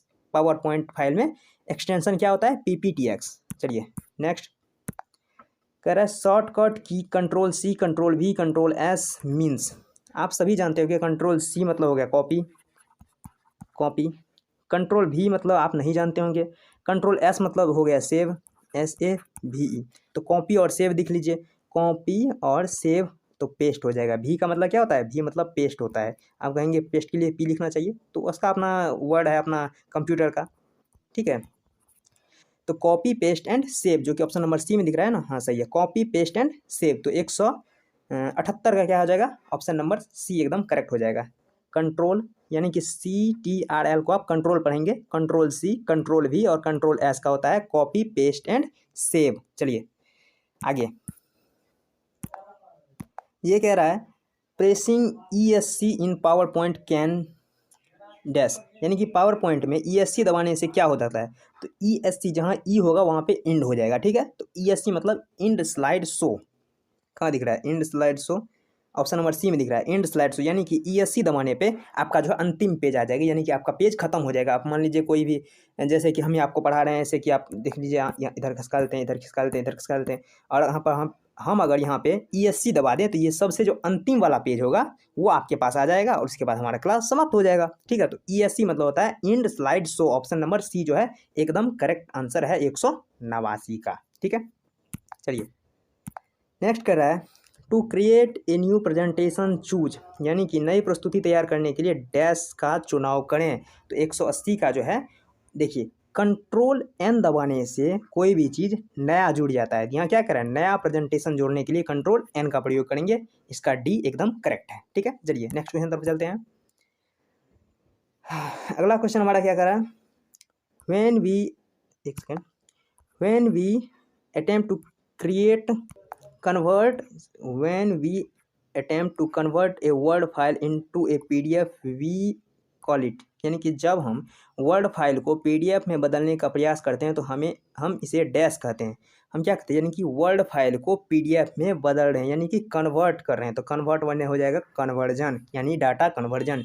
यानी कि अगर वो वर्ड फाइल में है तो वो भी एक डाटा है, PDF में होगा वो भी एक डाटा होगा, और कर क्या रहे हैं, कन्वर्ट कर रहे हैं, तो ये डाटा कन्वर्जन हो जाएगा। 181 का ऑप्शन नंबर सी एकदम करेक्ट आंसर हो जाएगा। ठीक है, चलिए नेक्स्ट कह रहा the most competitive format for saving image is dash, यानी कि इमेज सेव करने के लिए सबसे अनुकूल फॉर्मेट क्या है। अनुकूल से मतलब है आपके जैसे कि कहते हैं AC, तो AC क्या है, एयर कंडीशनर, यानी कि अनुकूल वातावरण, आपके जैसा वातावरण, आपके शरीर को जिस तरह का जितना तापमान चाहिए उस हिसाब से जो तापमान मिलता है वो क्या होता है, अनुकूल होता है आपके लिए। तो अनुकूल मतलब जिसमें आप कंफर्ट होने के लिए, तो आप धूप में भी खड़ा हो सकते हैं, पानी में भी खड़ा हो सकते हैं, लेकिन अनुकूल क्या होगा, जब आपको सब कुछ सही लगेगा तो वो अनुकूल होता है। तो इसी तरह से इमेज सेव करने के लिए, यानी कि फ़ोटो सेव करने के लिए सबसे अनुकूल क्या होता है, वो सबसे अनुकूल होता है JPG, यानी कि जॉइंट फोटोग्राफिक ग्रुप। तो उसमें आप आसानी से अनुकूल रूप से फ़ोटो को सेव कर सकते हैं, यानी कि बी इसका एकदम करेक्ट आंसर है। ठीक है, और JPG का फुल फॉर्म क्या होता है, जॉइंट फोटोग्राफिक ग्रुप। ये क्वेश्चन हम लगाए थे आपके कम्युनिटी में, यानी कि आपकी जो स्क्रीन पे आ जाता है, यूट्यूब खोलते हैं आपके स्क्रीन पे आ जाता है, वहाँ पे JPG लगाए थे, वहाँ पे 18% जो इंसान है वो सही आंसर दिया, अब बाकी जितने भी वो एकदम गलत आंसर दिया। तो इसलिए जो भी वहाँ पे जो आपका क्वेश्चन आता है तो वहाँ पे आप कमेंट में जाइएगा और कमेंट में लिखा हुआ रहेगा सही आंसर। ठीक है, तो कमेंट में देख लीजिएगा कि कौन सा आंसर सही हमारे हैं, पहले आप टिक कर लीजिए, फिर हमारे कमेंट पे जाइए, वहाँ पे देखिए कि कौन सा आंसर सही दिया गया है। ठीक है, ऐसे गलती मत करिए, 18% ही सही दे रहे हैं, यानी कि इसका मतलब तैयारी आपके पास तो है नहीं। चलिए नेक्स्ट अगला क्वेश्चन कह रहा है एक्सेल इज यूज टू, यानी कि एक्सेल का प्रयोग डैश के लिए किया जाता है। ऑप्शन ए कह रहा है सेव और सभी आकारों के दस्तावेज को सेव, नहीं, इसका प्रयोग एक्सेल के लिए। एक्सेल का प्रयोग खास करके होता है किसी भी चीज़ को हम लिखने के लिए करते हैं, और वो बहुत बड़ा फैला चौड़ा सीट हो तो उसमें जो हम लिखते हैं वो हमारा एक्सेल होता है, जिसमें कि हम अलग अलग प्रकार के कैलकुलेशन भी कर सकते हैं। जैसे मान लीजिए कि हमें मैथ का सवाल बनाना होता है यहाँ पे, तो हम मैथ के लिए जोड़ घटाव गुणा का भी चिन्ह दे सकते थे, कुछ घटाव जोड़ भी सकते हैं, तो वो होता है स्प्रेड शीट में। यहाँ पे स्प्रेड शीट किसी में है क्या, हाँ ऑप्शन नंबर सी में दिख रहा है create spreadsheet with various function, यानी कि बहुत विभिन्न विभिन्न प्रकार के काम भी कर सकते हैं, और एक विभिन्न स्प्रेड यानी कि एक फैला हुआ स्प्रेडशीट प्राप्त होता है। इसका सी जो है एकदम करेक्ट आंसर हो जाएगा। विभिन्न कार्यों के साथ स्प्रेडशीट बनावें तो वो एक्सेल का प्रयोग होता है। ठीक है, तो 183 का क्या हो जाएगा, 183 का सी हो जाएगा। चलिए ये क्वेश्चन बहुत बड़ा है, कोई बात नहीं, देखिए choose the correct order of convert a word file into A PDF file online, यानी कि वही डाटा कन्वर्जन वाला कह रहा है कि उसे अगर कन्वर्ट करेंगे तो सबसे पहले हम क्या करेंगे। आप लोग क्वेश्चन को मत देखिए, आप सबसे पहले मन में सोचिए किसी भी चीज़ को आपको कन्वर्ट करना है। मान लीजिए हमने ये फोटो आपको ये PDF दिया, आप सोच रहे हैं कि सबको हम कोरियन में कर लें, या फिर कोरियन मतलब कोरियन भाषा में कर लें, या फिर हम इसको उर्दू में कर लें। इसके लिए क्या करेंगे, सबसे पहले आप इस फोटो को चूज करेंगे, यानी कि मोबाइल आपने खोले, उसके बाद आप जहाँ भी सेव होगा टेलीग्राम में जाएंगे, वहाँ पर से क्या करेंगे, इसको स्क्रीनशॉट करेंगे, फिर लेके आएंगे। यानी कि सबसे पहले क्या करेंगे, उस फाइल को चुनेंगे जिसे हम बदलना हो। तो देख लीजिए क्या किसमें है, परिवर्तित होने पर फाइल डाउनलोड करें। पहले तो डाउनलोड हमें करने ही करना है। ठीक है, यहाँ क्या करें, साइट ऑनलाइन क्लिक पर प्रमोट वर्ड अपलोड करें, अपलोड भी नहीं करना है। PDF को बदलने के लिए इंटरनेट साइट नहीं, PDF में कन्वर्ट करने के लिए वर्ड फाइल चुने। पहले किसे कन्वर्ट करना है पहले उसको चुनना है, यानी कि ऑप्शन नंबर 4 पहला 1 में आ जाएगा। ठीक है, उसके बाद क्या करना है, उसके बाद हमें इंटरनेट की ज़रूरत पड़ेगी, बिना इंटरनेट का कुछ बदलेगा नहीं, तो इसलिए हमें पहले इसके बाद हमें इंटरनेट पे जाना होगा। तो इंटरनेट आपको 3 नंबर में दिख रहा है, तो ये हमारा दूसरा नंबर आएगा। यानी कि सबसे पहले हम जो PDF को कन्वर्ट करना है उसको चुनेंगे फाइल को, उसके बाद फिर इंटरनेट खोलेंगे। इंटरनेट खोलने के बाद साइट ऑनलाइन क्लिक पर प्रॉम्प्ट में वर्ड फाइल को अपलोड करेंगे और अंतिम में फिर डाउनलोड करेंगे। तो ये आपका दिख रहेगा 1 3, यानी 1 2 3 4, यानी ऊपर से गिनिएगा तो आप 4 3 2 1, ठीक है। 4 3 2 1 किस में है? ऑप्शन नंबर बी में दिख रहा है 4 3 2 1। सबसे पहले 1 नंबर आएगा, जो कि यहाँ पे यानी कि इसके ऑर्डर के अनुसार कर रहा है, यानी कि यहाँ पे लिखा हुआ है ना, तो कौन पहले आएगा, तो पहले तो आ जाएगा 4 नंबर का, तो यहाँ पे 4 नंबर है। उसके बाद क्या आएगा? 3 नंबर आएगा। उसके बाद क्या आएगा? 2 नंबर आएगा। उसके बाद क्या आएगा? 1 नंबर आएगा। तो इसका बी जो है एकदम सही है, 4 3 2 1। और एग्जाम में भी आपको सेम टू सेम इसी तरह से आंसर आएगा। तो अगर आपको याद होता है तो ठीक है, नहीं तो 4 3 2 1 करके आइएगा तो कोई गलत नहीं करेगा, ठीक है, एकदम सही आंसर रहेगा। चलते नेक्स्ट क्वेश्चन, और आज का ये लास्ट क्वेश्चन है यही। JPG मीन्स यानी JPG का फुल फॉर्म, ये क्वेश्चन हमने आपको कम्युनिटी में लगाया था और आपने 18% लोगों ने इसका गलत आंसर दिया था। तो आप आंसर करने के बाद वहाँ कमेंट में देख लीजिए कि इस गौरव IT क्लास से ग्रुप से जो वहाँ पे कमेंट गया है उसमें सही आंसर कौन सा है, ठीक है। उसके बाद सही आंसर को आपको क्लिक करना है। तो JPG का फुल फॉर्म होता है जॉइंट फोटोग्राफिक ग्रुप, जो कि ऑप्शन नंबर सी में दिख रहा है। JPG मतलब जॉइंट फोटोग्राफिक ग्रुप, यही आपका सही आंसर है। चलिए क्या करा है, SVG फाइल्स मीन्स डैश, यानी कि SVG का फुल फॉर्म पूछा है सिंपल रूप में। तो आपको बताना है स्केलेबल वेक्टर ग्राफिक, इसे याद करना ही होगा, इसका कोई और दूसरा तौर नहीं है, ठीक है। इसका राइट आंसर क्या हो जाएगा? ऑप्शन नंबर डी हो जाएगा। चलिए अगला क्वेश्चन कह रहा है, participate in live seminar and discussion can dash when it is enable dash, यानी कि लाइव सेमिनार और चर्चाओं में प्रतिभागी डैश सक्षम होने पर चर्चा कर सकते हैं। तो देखिए इसका जो है वो हो जाएगा इंटरेक्ट करना, मतलब होता है एक तरह से कहिए बातचीत करना एक दूसरे से। तो सेमिनार में क्या होता है, एक दूसरे से लोग बातचीत करते हैं। ये इन्फॉर्मेशन नहीं होगा, ना व्यू होगा, ना ही लिस्ट यानी सुनना होगा, ये होगा इंटरेक्शन यानी एक दूसरे से बातचीत करना। सी एकदम करेक्ट आंसर है। चलिए next 188 number question, wifi stand for dash wireless signal. इस सब को छोड़िए, आप याद करिए वाईफाई का फुल फॉर्म। तो वाईफाई का होता है वायरलेस फिडेलिटी, जो कि ऑप्शन नंबर ए में आपको दिख रहा है और यही इसका आंसर है। एक होता है लाइफाई, LIFI, इसका होता है लाइट फिडेलिटी, और वाईफाई का वायरलेस फिडेलिटी। तो आप याद करिए वाईफाई वायरलेस फिडेलिटी। चलिए अगला ये कह रहा है dash is a wireless technology standard for exchanging data between fixed and mobile device over short distance dash, यानी कि एक वायरलेस तकनीक मानक जिसका उपयोग कम दूरी तक पर निश्चित मोबाइल उपकरण के बीच डाटा का आदान प्रदान के लिए किया जाता है। तो आप सभी मानेंगे वाईफाई, जो कि एकदम गलत है, ठीक है, वाईफाई गलत है। ये हो जाएगा ब्लूटूथ, क्योंकि आप लोग देखते होंगे कोई भी चीज़ अगर फोटो भेजना हो या कुछ भी भेजना हो तो सबसे पहले क्या करते हैं, ब्लूटूथ ऑन करते हैं, या फिर अपने आप मोबाइल का ब्लूटूथ ऑन हो जाता है अगर आप फाइल्स खोल के कुछ भी भेजना चाहते हैं तो, ठीक है। इसका right answer option number C हो जाएगा, यानी कि ब्लूटूथ। शॉर्ट डिस्टेंस के लिए हम ब्लूटूथ का प्रयोग करते हैं, ठीक है। चलिए नेक्स्ट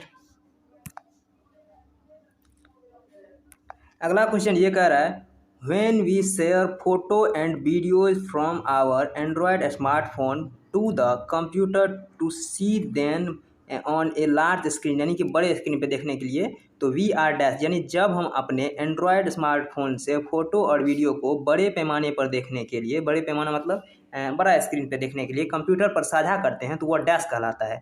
तो वो हमारा स्क्रीन मिररिंग कहलाता है। यानी कि मिरर क्या होता है, एक आईना होता है। यानी कि मान लीजिए यहाँ पे आपके मोबाइल में चल रहा है कुछ भी, आप इसको क्या करेंगे, आप इसको लैपटॉप में दे देंगे, यानी कि यही आपका बड़ा रूप यहाँ पे दिखाएगा। यानी कि एकदम मिरर क्या करता है, आपका चेहरा दिखाता है। तो यही छोटा मोबाइल में जितना दिख रहा है वो आपका स्क्रीन पे यानी कि लैपटॉप पे या फिर टीवी पे ये आपका बड़ा दिखेगा। तो ये हो जाएगा स्क्रीन मिररिंग। तो 190 का क्या हो जाएगा, 190 का बी सही हो जाएगा। चलिए नेक्स्ट ये कह रहा है, ए dash is a computer data provide data to other computers, यानी कि एक कंप्यूटर है जो अन्य सभी कंप्यूटर को डाटा प्रदान करता है, वो क्या कहलाता है।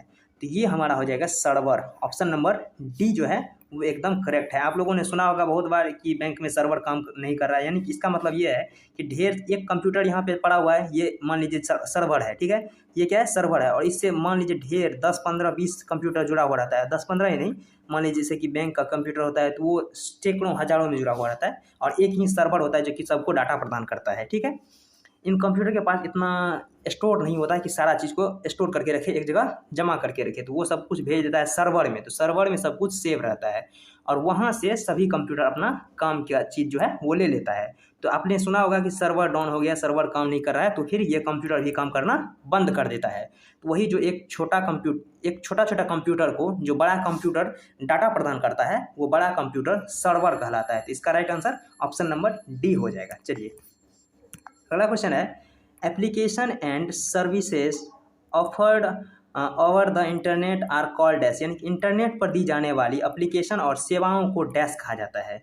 तो एप्लीकेशन और सेवा जो इंटरनेट पर दिया जाता है तो वो होता है आपका क्लाउड कंप्यूटिंग। ठीक है, क्लाउड कंप्यूटिंग क्या है, वही मान लीजिए सर्वर का एक रूप है जो कि बड़ा सा रूप है, वहीं पे सब कुछ जमा रहता है और आपको अगर ज़रूरत हो तो आप वहाँ से ले सकते हैं। जैसे कि मान लीजिए कोई भी चीज़ आप फॉर्म भरते हैं सरकारी रिजल्ट पे जाकर के, या फिर ऐसे ढेर सारे एप्लीकेशन हैं जहाँ पे जाकर के आप फॉर्म भरते हैं, तो वहाँ क्या वो ज़रूरी थोड़े है कि वो एप्लीकेशन आपके मोबाइल में इंस्टॉल हो, नहीं होता है। सिर्फ आप जाते हैं गूगल पर से, उसको क्रोम पर से, और उसमें फॉर्म भर के फिर अपना जमा कर लेते हैं। यानी कि वो आपके मोबाइल में भी जगह नहीं घेर रहा है, वो आपका मोबाइल में नहीं है, वो कहीं और पड़ा हुआ है। कहाँ पड़ा हुआ है, क्लाउड कंप्यूटिंग में पड़ा हुआ है, और उसका आप यूज़ कर लेते हैं। यानी कि एप्लीकेशन और सेवाओं को जो दिया जाता है इंटरनेट के द्वारा, बिना इंटरनेट का ये काम नहीं करता है। ये होता है आपका क्लाउड कंप्यूटिंग। अगर इंटरनेट खत्म तो ये क्लाउड कंप्यूटिंग खत्म, कुछ भी नहीं देगा ये। ठीक है, तो इसका right answer option number D हो जाएगा 192 का। ठीक, चलते हैं नेक्स्ट वेरी। और आपको फिर से बता देते हैं, अगर पीडीएफ चाहिए तो गौरव ITI क्लासेज नाम से टेलीग्राम ग्रुप है, वहाँ पे जुड़ जाइए और पीडीएफ लीजिए और बढ़िया से रिवीजन शुरू कर दीजिए। चलिए ये क्वेश्चन कर रहा है, the image of the cloud is often used to refer to dash, यानी कि क्लाउड की छवि का प्रयोग प्रायः डैश के संदर्भ में किया जाता है। संदर्भ के मतलब मान सकते हैं कि डैश की उपस्थिति में किया जाता है। यानी क्लाउड छवि का प्रयोग क्या किया, हमने अभी बताया कि अगर इंटरनेट कट जाएगा तो फिर वो जो क्लाउड कंप्यूटिंग है वो काम करना भी बंद कर देगा। तो ये हो जाएगा इंटरनेट। ऑप्शन नंबर ए जो है एकदम सही है, ए फॉर एप्पल। ठीक है, चलिए इंटरनेट जो है वो क्या होता है, इंटरनेट के बिना क्लाउड कंप्यूटिंग काम नहीं करता है। तो यही कह रहा है क्लाउड कंप्यूटिंग की छवि का प्रयोग इंटरनेट के संदर्भ में किया जाता है, यानी बिना इंटरनेट का काम नहीं करेगा।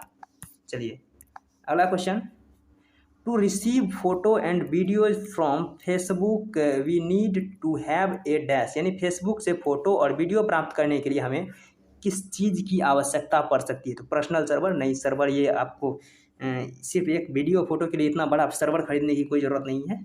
ये है डिवाइस विथ इंटरनेट कनेक्शन, यही इसका सही आंसर है। यानी कि कोई एक डिवाइस होनी चाहिए। डिवाइस में क्या हो सकता है, आपका स्मार्टफोन हो सकता है, आपका लैपटॉप हो सकता है, कंप्यूटर हो सकता है, यही सब है आपका डिवाइस है, जिसमें कि इंटरनेट का कनेक्शन ज़रूरी है। बिना इंटरनेट का आप क्लाउड कंप्यूटिंग का यूज़ कर ही नहीं सकते। और सब कुछ कहाँ सेव होता है, वही सर्वर में क्लाउड कंप्यूटिंग में सेव होता है। तो इसका राइट आंसर क्या हो जाएगा, 194 का बी हो जाएगा।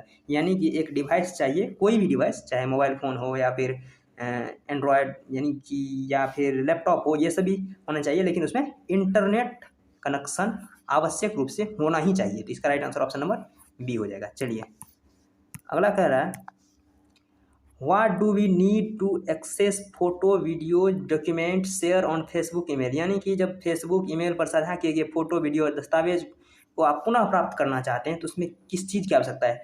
तो कंप्यूटर, हाँ इसकी भी ज़रूरत है, स्मार्टफोन इसकी भी ज़रूरत है, सर्वर, हाँ इसकी भी ज़रूरत है। तो सबसे अच्छा तरीका, सबसे अच्छा जो इसका राइट आंसर हो रहा है वो है ऑप्शन नंबर सी। इस सबको काट दीजिए, क्योंकि देखिए सी कह रहा है कंप्यूटर और स्मार्टफोन विथ इंटरनेट कनेक्शन। बिना इंटरनेट कनेक्शन का तो आप यूज कर ही नहीं सकते।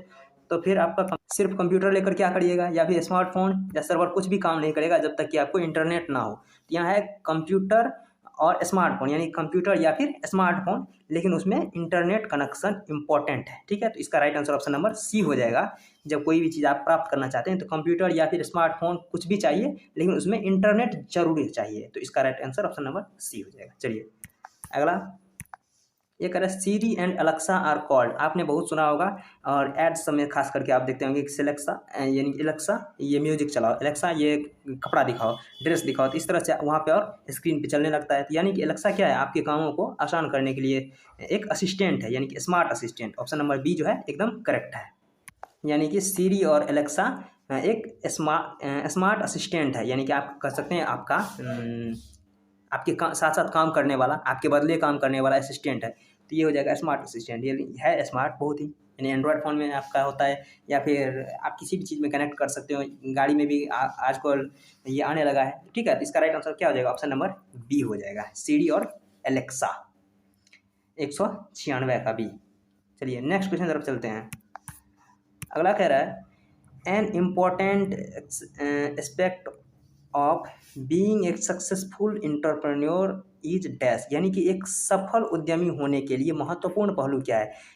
सब कुछ यहाँ पे जो चारों दिया गया है ये चारों सही है, लेकिन इन चारों में से सबसे इम्पोर्टेंट क्या है जिससे कि एक वो सफल उद्यमी बन सकता है। उद्यमी मतलब एक तरह से कैसे बिजनेसमैन बन सकता है, साधारण भाषा में आप समझ सकते हैं, यानी कि बिजनेसमैन बन सकता है। तो ऑप्शन ए ही इसका सही है, यानी कि उद्यमी मानसिकता होना, यानी कि हैविंग इंटरप्रेन्योर माइंड सेट, यानी कि जिसको मान लीजिए उसे उद्यमी बनना है तो उसके लिए उद्यमी जैसे ही उसे सोचना होगा, उद्यमी जैसे ही उसको खुद को उसमें ढालना होगा, यानी कि अपना दिमाग जो है उसको उद्यम की तरफ सेट करना होगा, आपको बिजनेस की तरफ सेट करना होगा। तो ये इसका ए ही इसका एकदम करेक्ट आंसर है। और बी कह रहा है पैसा कमाना, सिर्फ अगर पैसा कमाना आपका उद्देश्य है तो फिर आपका बिजनेस नहीं चलेगा, ठीक है, कुछ दिन बाद ठप हो जाएगा। या फिर समाज की सेवा, तो हमेशा समाज की सेवा नहीं चलता है बिजनेस में। बिजनेस में अगर समाज सेवा करना शुरू कर दें तो फिर बिजनेस उतना ग्रो नहीं कर पाएगा, और जितना संभव हो सके उतना ही बाज़ारों में विस्तार करना। तो सिर्फ विस्तार करके क्या हो जाएगा, जब तक आपका उद्यमी जैसा दिमाग नहीं काम करेगा तब तक आप विस्तार कर ही नहीं सकते। तो इसका right answer option number A हो जाएगा, 197 का, यानी उद्यमी मानसिकता होना।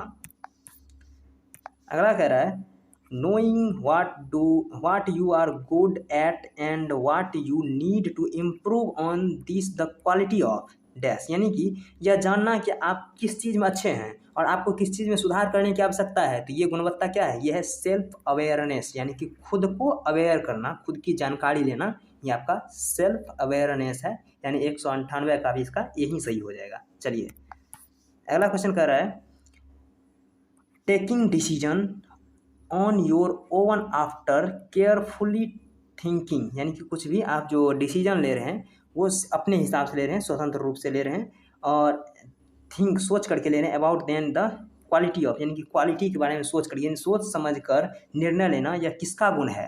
तो ये है आपका ना तो सेल्फ अवेयरनेस हो जाएगा, यानी अपने अंदर कुछ नहीं कर रहे, सेल्फ बिलीफ भी नहीं और धैर्य भी नहीं, ये हो जाएगा आपका इंडिपेंडेंस डिसीजन मेकिंग, यानी कि स्वतंत्र रूप से आप विचार ग्रहण कर रहे हैं। यहाँ पे क्या रहा है कि योर ओवन, यानी कि आपका अपना, तो आप अपने तरफ से जो विचार यानी कि जो निर्णय लेंगे वो आपका स्वतंत्र होगा, आपके हिसाब से होगा, कोई आपके ऊपर थोपा नहीं जाएगा, आपके ऊपर कोई भी बोझ नहीं डाल रहा है, आपको यही करना है, आप स्वतंत्र हैं अपने विचार रखने के लिए, अपने हिसाब से काम करने के लिए। तो ये हो जाएगा इंडिपेंडेंस डिसीजन मेकिंग, यानी कि ऑप्शन नंबर सी इसका एकदम करेक्ट है, 199 का। चलिए आज का लास्ट क्वेश्चन क्या है, ये है एक व्हाट इज ए प्रोटोटाइप, यानी कि एक प्रोटोटाइप क्या है। तो सबसे पहले आप प्रोटोटाइप का मतलब समझ लीजिए, क्योंकि एक नया मीनिंग है जिसको आपको समझने की जरूरत है।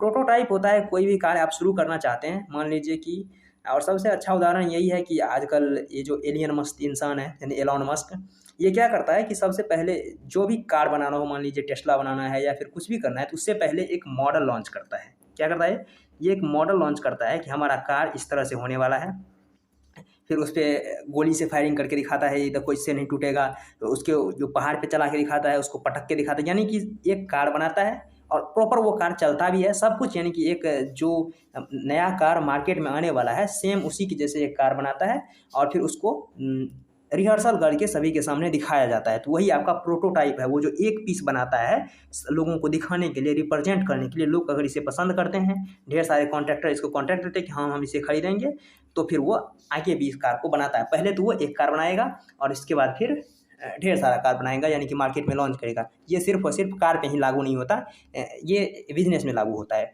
तो ये एक बिजनेस आइडिया तो नहीं है, टाइपिंग एंड प्रोजेक्ट नहीं, टाइपिंग भी नहीं, ये है आपका the first version of A project या फिर सर्विस।